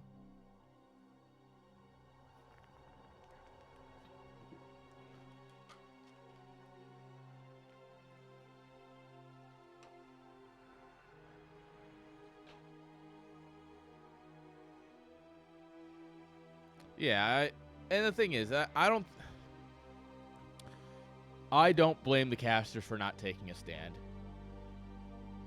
And, I mean, while casting for BSL isn't a paid position, it's one of those things where to throw it away without a backup plan is not a great idea. So I don't blame the casters. I mean, us as TOs, right? We all have our own events, right? Like, if you look, it's like you have me, who obviously has CSL. You have Turtle here, who does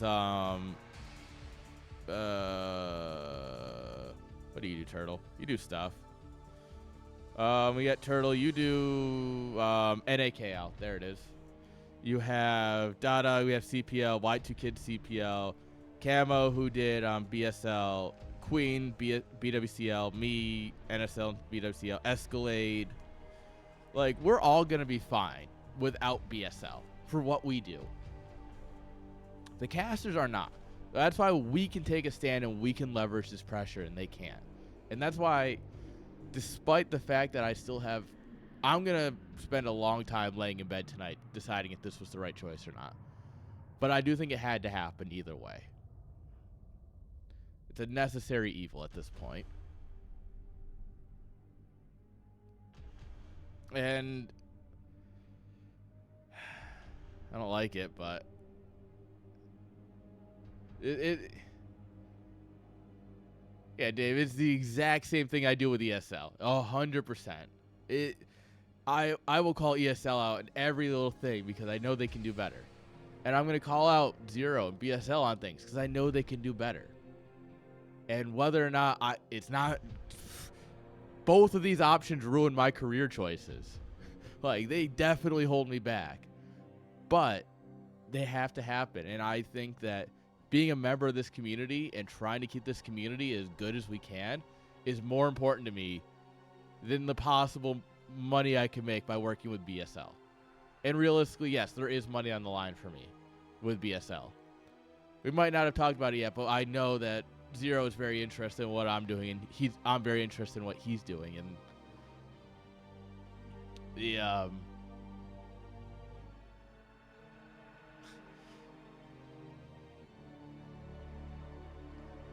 yeah, I mean, to be fair, I give ESL a lot of shit for like the Chinese visas, which I know that they can't entirely fix, but yeah, and it's just, that's how it is, right?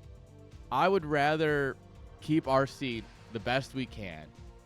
It's like, we all live in the same house, right? Let's do the dishes. Let's take out the fucking trash, all right? Let's keep this place livable because it's great. Yeah. No, Dave. You're the roommate that we keep because you might not pay your share of the bills, but not having you here would not be the same.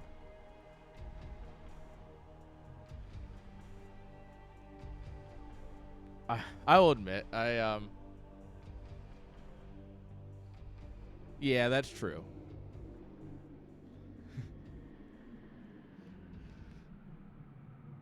Zero, I had my fair share of issues when Zero said he was going to go full time into Brood War, and I went, well, that's a dumb choice.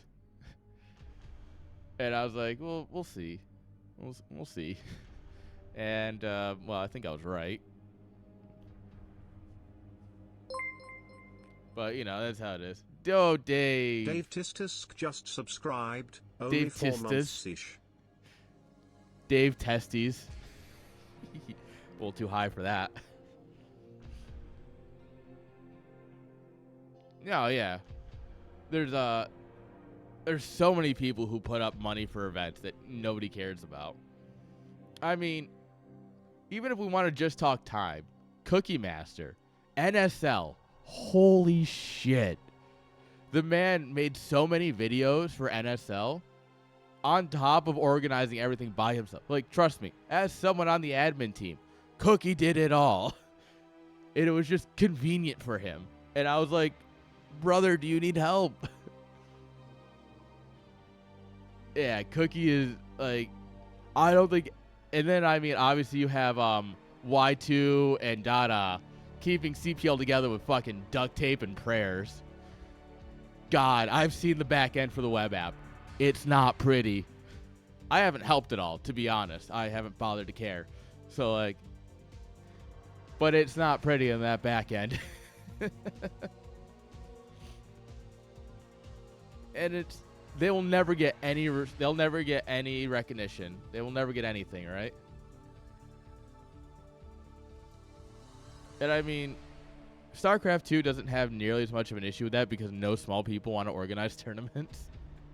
I'm going to be totally honest here. Like, we're finally figuring that out, that like, maybe if we all hosted events, it would be a little bit better than waiting on ESL, who doesn't know how to run things.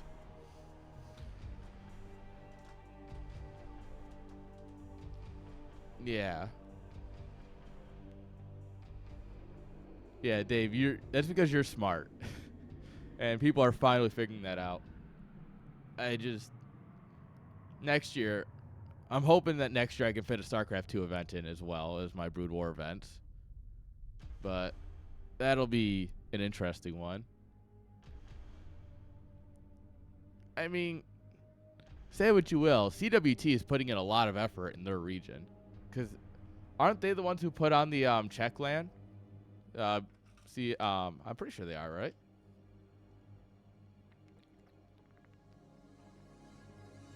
Dude, the whole reason I started a business, and I'm gonna be a little honest here, a little bit more honest than I probably should be, but yeah, fuck it, it's midnight. I'm well past caring. The whole reason I started a business is because I don't really like how ESL's running things. I could do better. Well, if I'm going to say that I can do better, I got to put my money where my mouth is. And, well, that's kind of how I got here, you know? I'm willing to say that, like, if I think I can do it, I'm going to put my fucking money where my mouth is. I own Platinum Heroes LLC. That is the business that is behind Chat Star League, technically. Although D's Nut Star League definitely needs to happen. Dave, hit me up. We'll figure something out. No, so nah, not technically. I am partnered with Tassad in that the team is technically separate than the business. But for any sort of official things where he needs like a business organization for stuff, it goes through me. Like if you want team sponsors and stuff, that would go through me.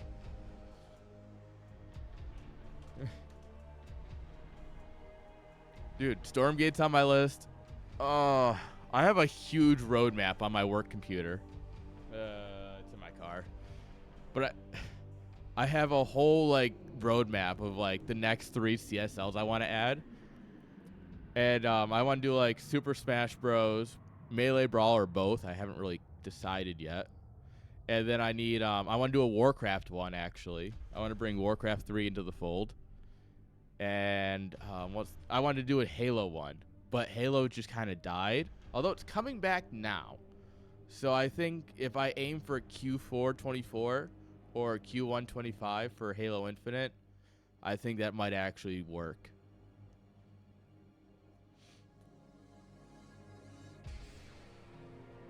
Oh God. Oh God, Lethal and Pie. That's the full D-Gen squad. Dave, you have to come to Home Story Cup Summer. We're gonna get you to stay with us because it'll be you, me, Lethal, Pie, Royalty, and Wingant. And oh boy, is that air! I want you to understand. 2 floors down is Rexter, Yo, or Executor, and Lino. It's so D-Gen. That entire building is D-Gen.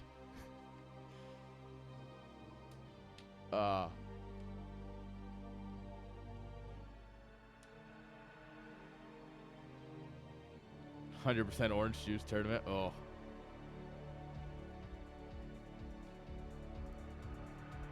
G5. So, I hosted Chat Star LAN back in last summer, and the number one complaint I received, in fact, the only complaint I ever received. Right now, Dave? You want to talk right now? The only complaint I received about Chat Star LAN is that I did not advertise it enough. Yeah, G5, I'm definitely going to hit you up as well. All right, Dave.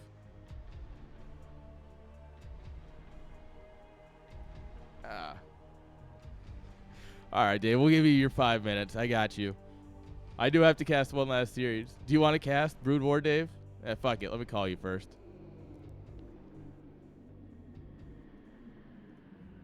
It can't get any worse, right, guys? Yo, Dave.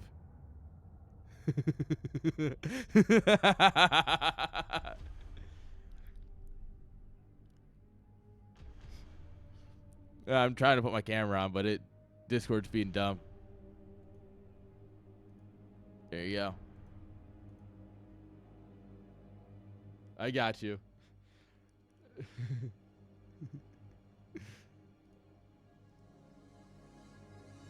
I actually was going to hit you up. Is it happening this Friday? Fuck. Fucking fuck. Every time.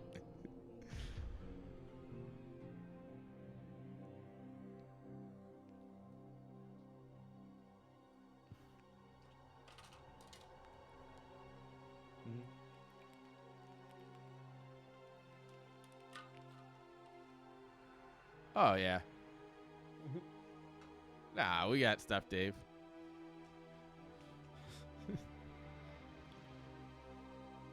Oh, we're always having a good time here.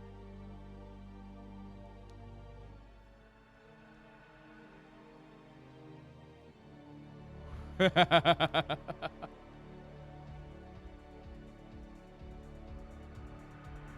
right. Hey, you're good. No, I was just vibing, honestly. It was one of those things where I didn't expect this segment to go this long, and then suddenly here we are. Oh. No, you're good. You're good. Dave, I love hanging out with you.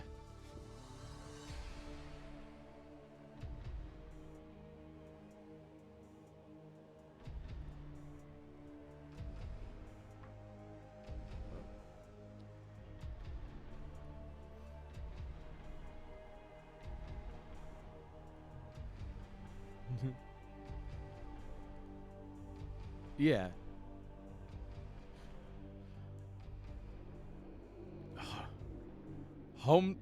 I will say Home Story Cup is probably the best European event to go to.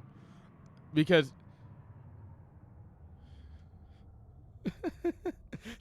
well, you have to be right. Your competition is Rainer next time, so good luck.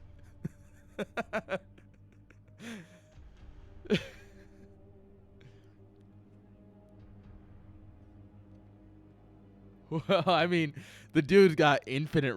Oh my! So did you hear the story? The Friday night story? Oh my god!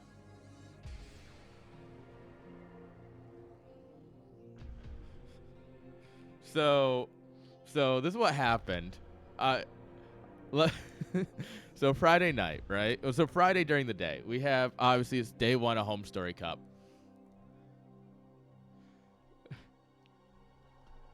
Dude, this is this story is great. Let me just trust me. So, Rainer starts doing shots with Stefano at like 2 p.m. All right, and Stefano's a machine, like holy shit.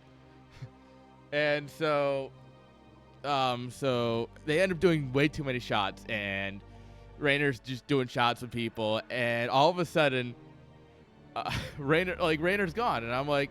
I'm going in between the VIP lounge and like the main area, and I'm like, I see a couple like Pie's gone, Rainer's gone, like they might have gone and gotten food or whatever, right? And then at one point I catch Vicky and she's about to leave, and Roddy's like, yo, Eric, can you go with Vicky? And I'm like, I don't remember what led up to it. I was like, yeah, sure, that's whatever. Like, Vicky, where are we going? She's like, oh, we're bringing food back to Pi at the hotel. I'm like, well, Pi's staying at my B&B, so like, what hotel? Apparently, Rainer had gotten so trashed that he had to be carried out by Pi and Executor, or Yo, and they brought him back to the B&B the B&B hotel, where all the players and casters were staying, and he was so drunk that he didn't know his own room info. He gave them a room number, which was wrong. So at that point, Vicky is like, no. He actually didn't know, because he almost got the room passcode right. He just absolutely butchered the number.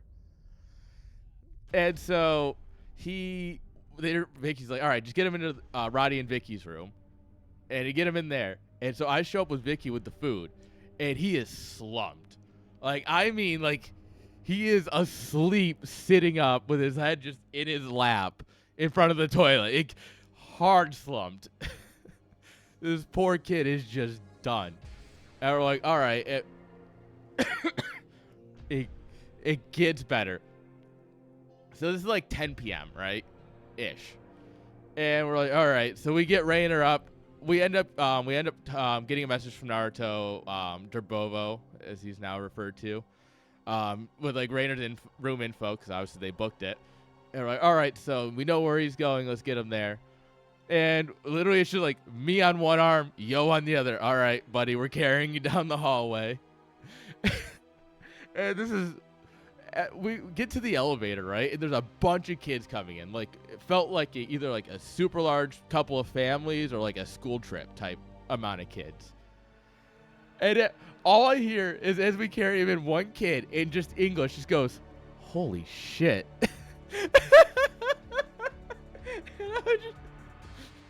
And we were just like, the kid just like said that and ran off. We were like, what? Oh, God. And so we get Rainer down to his room, and he's like starting to be a little bit of like talkative, at least, like awake. And we're like, all right, Rainer, we're putting you to bed. All right, guys, I'll give you the beginning of the story here. Basically, Home Story Cup, Rainer, StarCraft 2 player, got absolutely trashed and was slumped at a toilet when I found him in a hotel, in one of our friends' hotels.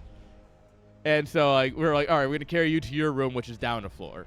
And so we get him down there, we put him in bed. All right, guys, we got him in bed. No. This is before Ivy shows up. This is just trash Rainer. So this is just trash Rainer trying not to like absolutely lose his lunch on the floor. So we get him to bed. We're like, all right, go to sleep. Like, we'll see you in the morning. And so we go back to the bar, and it's Home Story. Bar closes at 2 a.m. And so midnight, 1 o'clock, we're sitting there doing drinks. Couple of shots. Yeah, all right, grab some beers. And all of a sudden we look over, and Rainer walks in. He walks down the middle. He stands in the middle of the bar and just goes, I'm back. And this is like 1:32 in the morning. And I'm like, brother, you were dead. Are you okay? And he's like, no, I'm good. And then we proceed to drink there. And then we go to the next bar. And I leave the next bar at like 4 a.m., right? I go back with everyone. We get McDonald's and everything. And Rainer, Rexy, some of the Czech guys, and I think a couple others. I'll go back to Ivy's place. She's like, oh, I've got a few more beers or whatever when the bar closes. So that was the plan, right? Bar closed at 5. So they went back there. Everybody else went home at 6 a.m. All right? Rainer posted his Discord at 10 a.m. Finally getting back to my hotel room.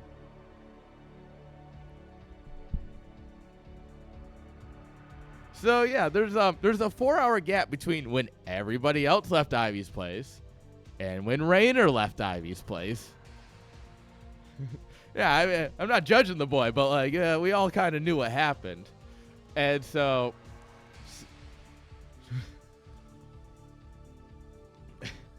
Well, the thing is, Saturday he does very well in Home Story Cup, and then he goes out and he gets drunk and hooks up with Ivy again, and then he struggles in the finals because he was out partying way too late. And there's a little bit of people who are annoyed at it because they think that basically she sabotaged him, not purposely or not, just kind of ruined a little bit. Yeah. I doubt she meant to, but like she's a party girl and he's a party animal.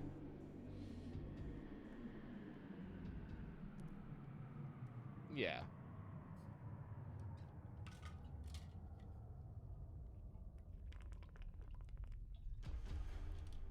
Yeah.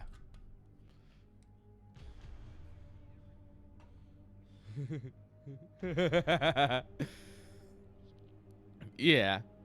So yeah, it's just one of those things. It was just a fun time in Home Story Cup. Yeah. Oh no.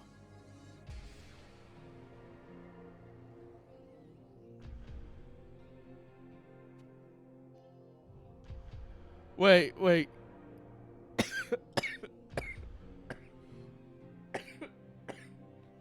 Dude.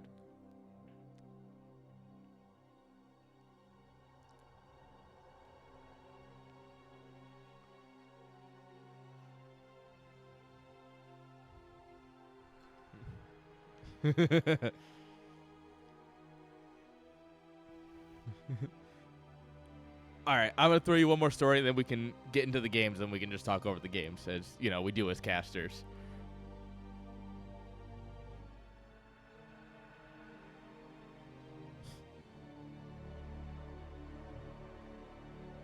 Wait.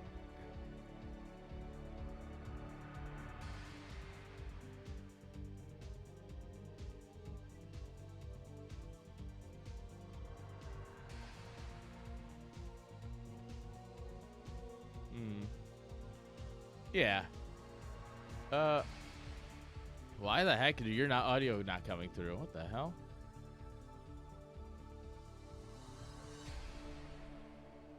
That's fine. I have this figured out. No, I'm not bailing it. You're like, Dave, you just said you're coming in, but I didn't know. I didn't mean to. Dude, I didn't mean to crash by your stream, but you were sitting talking anyway. I figured. You good? You good, Dave? That was actually awesome. The funny thing is you're like, now everybody's missing this part. You're like, I'm lying, dude. Dave just said that. With coppers. So, Tuesday. So the week before Home Story Cup, I'm at Roddy's place, right, for the week. Yeah. And we ended up going out Tuesday night to watch Finer play at the bar. And let me tell you, going to watch a soccer match in a bar full of bands, it's different. Like, that's funny. Now I'm picking up twice. What the fuck? So you actually went, yeah. No, I know you're next level, man.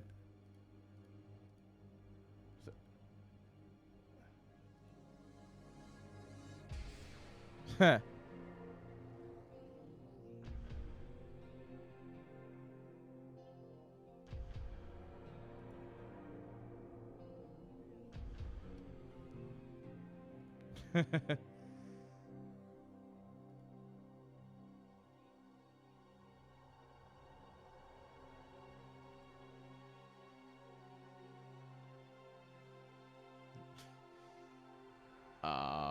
This is weird. It says it should be your audio should be coming through, but it's not.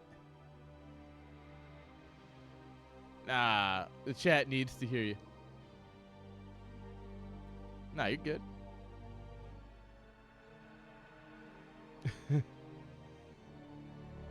Yeah, this is the party.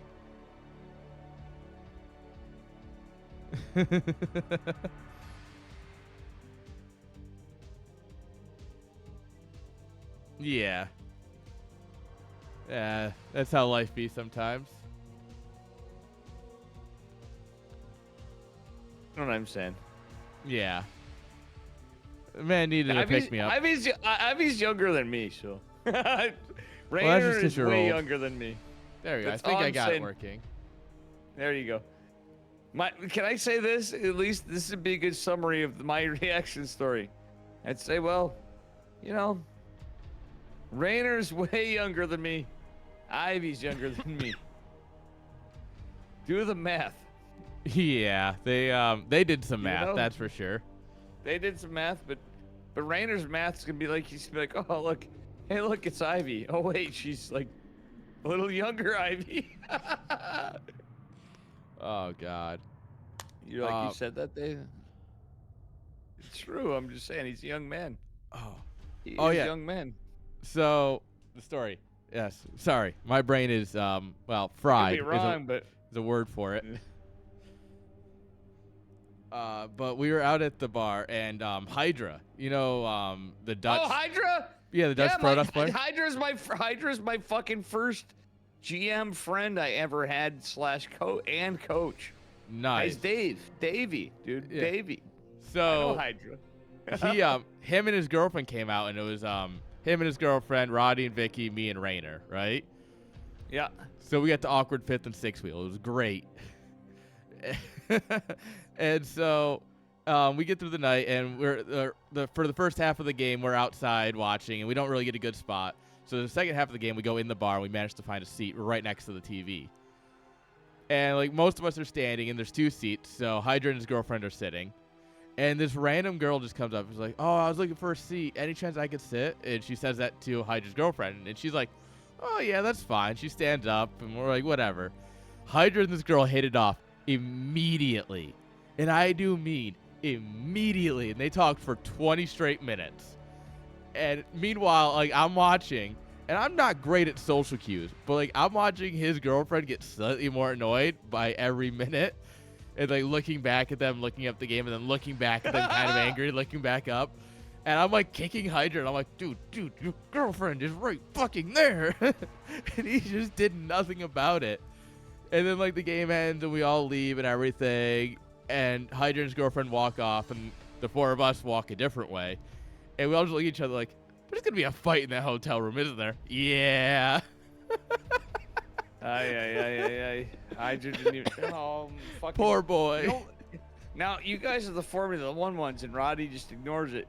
Green Ultras, my buddy from Denmark, caught on to this earlier. Hydra has the same laugh as Max Verstappen. If you really listen to him laugh, his laugh is like literally like exactly like Max Verstappen. I don't like that at all. That is not a fun fact. What do you mean? Why don't you? Because that's cursed. That's a cursed fact that I'm never going to unhear. Why is it cursed? Is that why Hydra? Is that why Roddy just shrugs it off? And he kind of looked like he was pissed. And I'm like, I don't watch F1. I don't know. Like, you guys are all into that shit. But I'm like, Hydra's laugh literally sounds just like Max Verstappen. So Green Ultras, Mr. Green. You know Mr. Green a little bit. I know the name. You know, yeah, but you've seen he made those videos, and he has the I've been oofed and all this. You've been, you know me for a while. All right, Just go sit in the game. Let's see if I can do it. Do you want? Yeah, give Z. This is ZVZ, so this is the chaotic form. This is about as chaotic as it can get. Holy shit, this is gonna make me up later. Than I thought. I committed too much. You're digging worry. around long enough. It's one best I of didn't know. 3. Trust me. Brood War I can't go ZVZ. through a best of 3. I gotta go to bed before then, man. I'm just saying. If this series lasts more than 10 minutes, I will be surprised. Let's put it that way. All right. All right. Do you want to do the first player? If that's all right, because I'm not used to casting Brood War, spawning the upper right-hand corner. I don't know what team he represents, but he sure as hell plays Zurich. It is Gnome Zanatas, the squiggly guy who's really try-harding on his mineral patches here. Oh, yeah. Shit. It's all about how you mine. It actually makes a huge difference. And in the bottom right-hand side, representing the much more important team. Don't worry. It's our boy with the blue Zerg drones. It's friendly. Is he Platinum Heroes? No. I don't think any... I know Gamer Hell's played in NSL. I don't think he's playing in CPL this season. I've been trying to get a few others. I know I got Magnus and Estral in the Discord, but they haven't played yet. Right. Yeah. I just wondering. So, All right. what hatch was that, by the way? It's a 9 pool. A 9 pool or 9. I said hatch and meant pool. No, you're good. Yeah. So Well, I mean, I'm not surprised for pool first. You know, you need Yeah. in any iteration of the game. yeah, it's fucking 25 years and ZVZ hasn't changed. Honestly, So like, this variant's called a 9 pull speed. What you do is you get 100 gas, and you get link speed, and you just pull off a gas. You pull off most of your gas mining. And so that way well, you just have that's speedy literally links. the same. That's literally the same thing as like a 15-14. The Yeah, difference basically. is in the economy of StarCraft 2. You could do a 13. There's weird fucking shit. My buddy Benjadeath would do. Yeah, the 13-12 hits. It hits at such a weird timing too.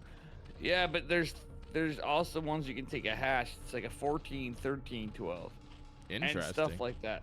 Yeah, there's builds you can do that are so crazy. But what I do is a 15, 14, 14 in StarCraft 2. And I getting back into this, I'm kind of there with you too.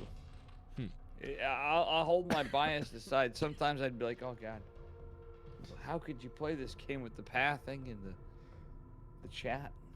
I'm joking. You're No, casting the it. chat That's makes it really hard. Don't worry. Especially that Z Trainer guy. How you doing? Oh no, I mean I get the Brood War chat in my chat. It's just StarCraft 2. How does that even work, dude? Have you ever figured that out? I really do. I don't choose to understand anything of how Twitch works. No, I don't either. But I just hit the button and hope that it works. Go But, I live, mean, also- please work. I'll be honest, Aaron. You've been doing a fantastic job. When I go say it's a fantastic job, is the fact that we're looking at basically the same thing we see in every Yep. game. I don't understand why the red guy's winning in the wait. I really don't. The Lings, The- man. You just get a little bit more surface area, and the fight No, shifts. it's the delay between the attacks that's throwing me off. I would know otherwise, but I really don't Yeah. see how this is the superior game. I grew up on this game. You know that. You know what I Yeah. mean? Chad doesn't know that. I'm old enough that Yeah, I you're literally grandpa age. started in this game. Yeah, I played this shit with my friends. I whooped everybody's ass. But when I started playing online, we even had a fun story. Can I go into something so we can have an Artosis tasteless moment? Yeah, maybe. sure. Hit me. Or a tasteless moment, as we said once in my stream. Yes, the tasteless moment. That was me. That was 100% me. I remember that Yeah. moment. Well, yeah. So, basically, I had somebody. I grew up in Alfred, New York, as this ling is getting chiseled away. And Alfred, New York is in the middle of fucking nowhere. Neither player has a second hatch, by the way. Yeah. The thing is, we had I had a buddy. Now in my class, we had a buddy that his family. Oh my god, he kills that. Sorry. Trying to kill the. Oh, he killed the spider. Oh my Yeah. god. Instant GG. That's GG. Yeah. That's a GG. Well, you weren't kidding. That's very fast, dude. Yeah, ZVZ is volatile in Brood War.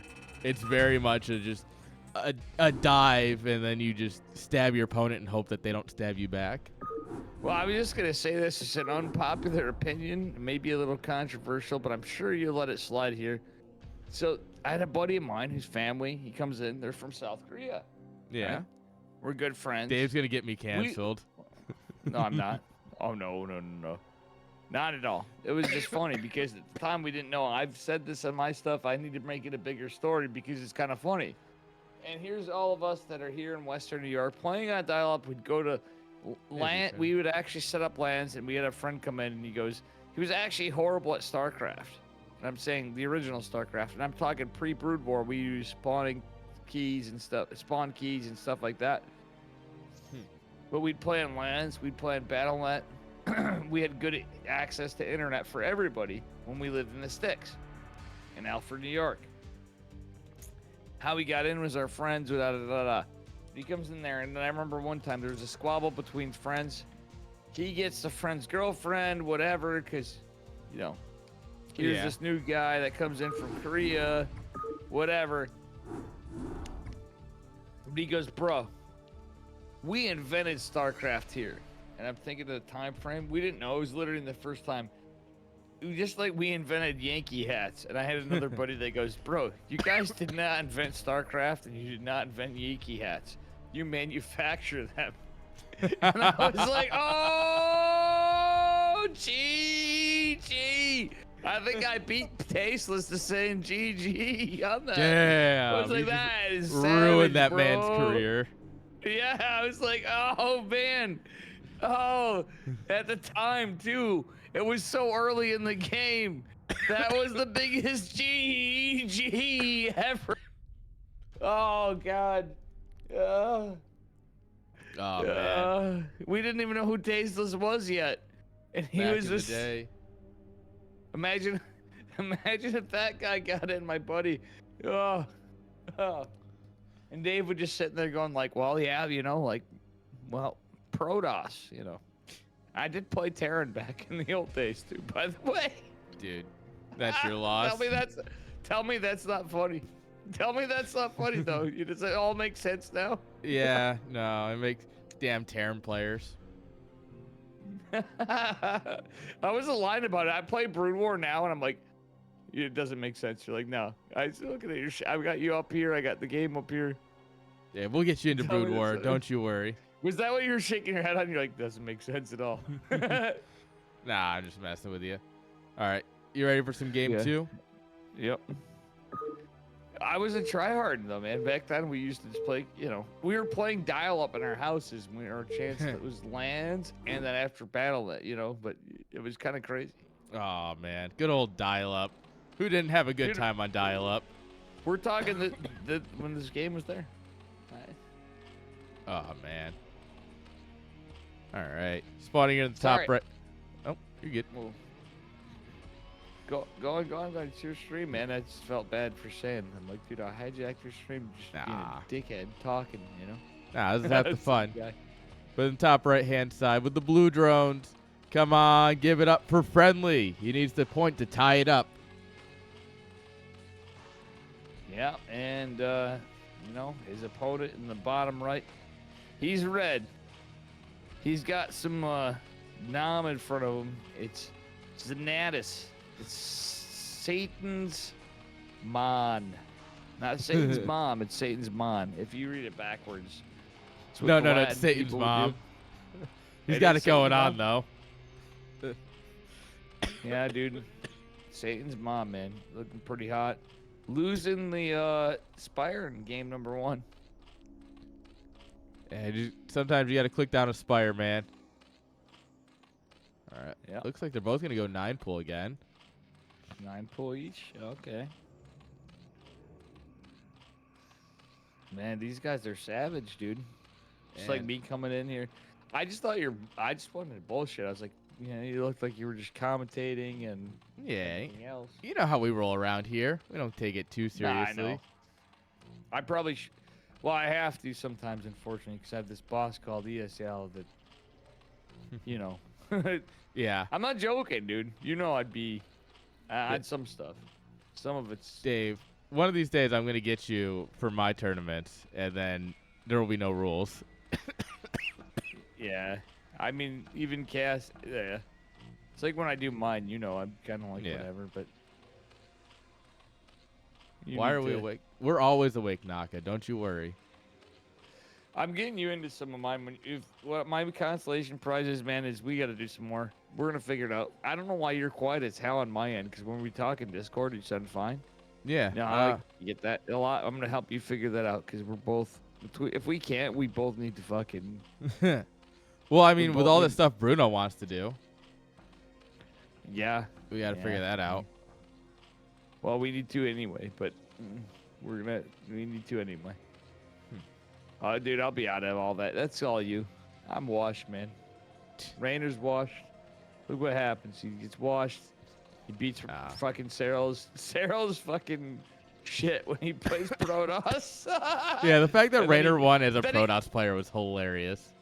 Then he ends up with Ivy, an older gal. Man, Home Story Cup is I where thought- dreams are made. That's for sure. Oh yeah, for sure. Fuck. Yeah, I actually typed GG to Ivy. Before just saying. What a flex. That's not a flex. It's just a GG. It's not Yeah. a flex at all. That's a. Well, it happens, but it was pretty funny.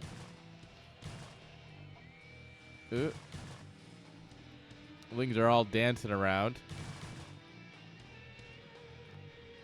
Yeah.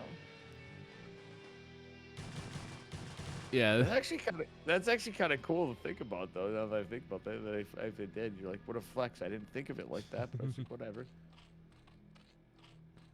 Yeah. You got one creep colony, but it's not as sunken yet. And unlike StarCraft 2, they can't walk around, so where you place them is where they stay. Yeah. Is it superior or is it just an older game? That's my question. I play both. Both. It's just an older game. It's It absolutely is, superior in a lot of different ways. Oh no, yeah. Sunken colonies actually are stronger. They're tankier Yeah. and they do more DPS, if I'm not mistaken. Or not DPS, but they do more damage. Oh, we clicked down the spire twice. Oh, the disrespect. Oh, God. GG lol. Ah. Ah. Oh, friendly. There you go. There's your 2-0, Dave. Told you, Well, there 10 it is. minutes, your money back. GG. GG's. Dude, I hope I didn't ruin this for you. I enjoyed hanging with you. I got it.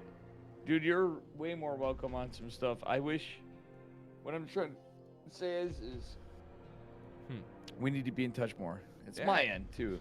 I'm just going to bug you more. I'm just like, Aaron, Do Aaron, Aaron. You can message me all day, I've done every it day. before, and then every time I'm like, you're like, dude, Dave, we don't have stuff. And you're like, I'm busy with work. And I'm like, our jobs are different, but at the same time, it can happen. But Yeah. I think we're gonna make some shit. I think I that do. we need to have Dave and Chicken Man and stuff. I think Dave and Eric can do some stuff. I'll make it happen. For Yeah. my next stuff. All What do right, you think? guys. You down? We're definitely down. But that's where I'm going to call the stream for the night. I am a tired boy. Oh, sorry, man. Yeah. Oh, I You're didn't good. know you were leaving. I didn't mean to ruin. I'm gonna leave No, on you're this if that's. All good, Dave. It's always a pleasure to talk with you. Always has been, always will be. Aaron's chat. Fucking best guy right here from Brood War you got. If you're looking for anybody else, they play Terran. So their name is Yeah. Imagine playing Terran. exactly. This guy is not the Terran player. So you got Arcteosis and you got Aaron, and Aaron is the non-Terran player. Just saying, unpopular opinion to some, very popular opinion to the rest.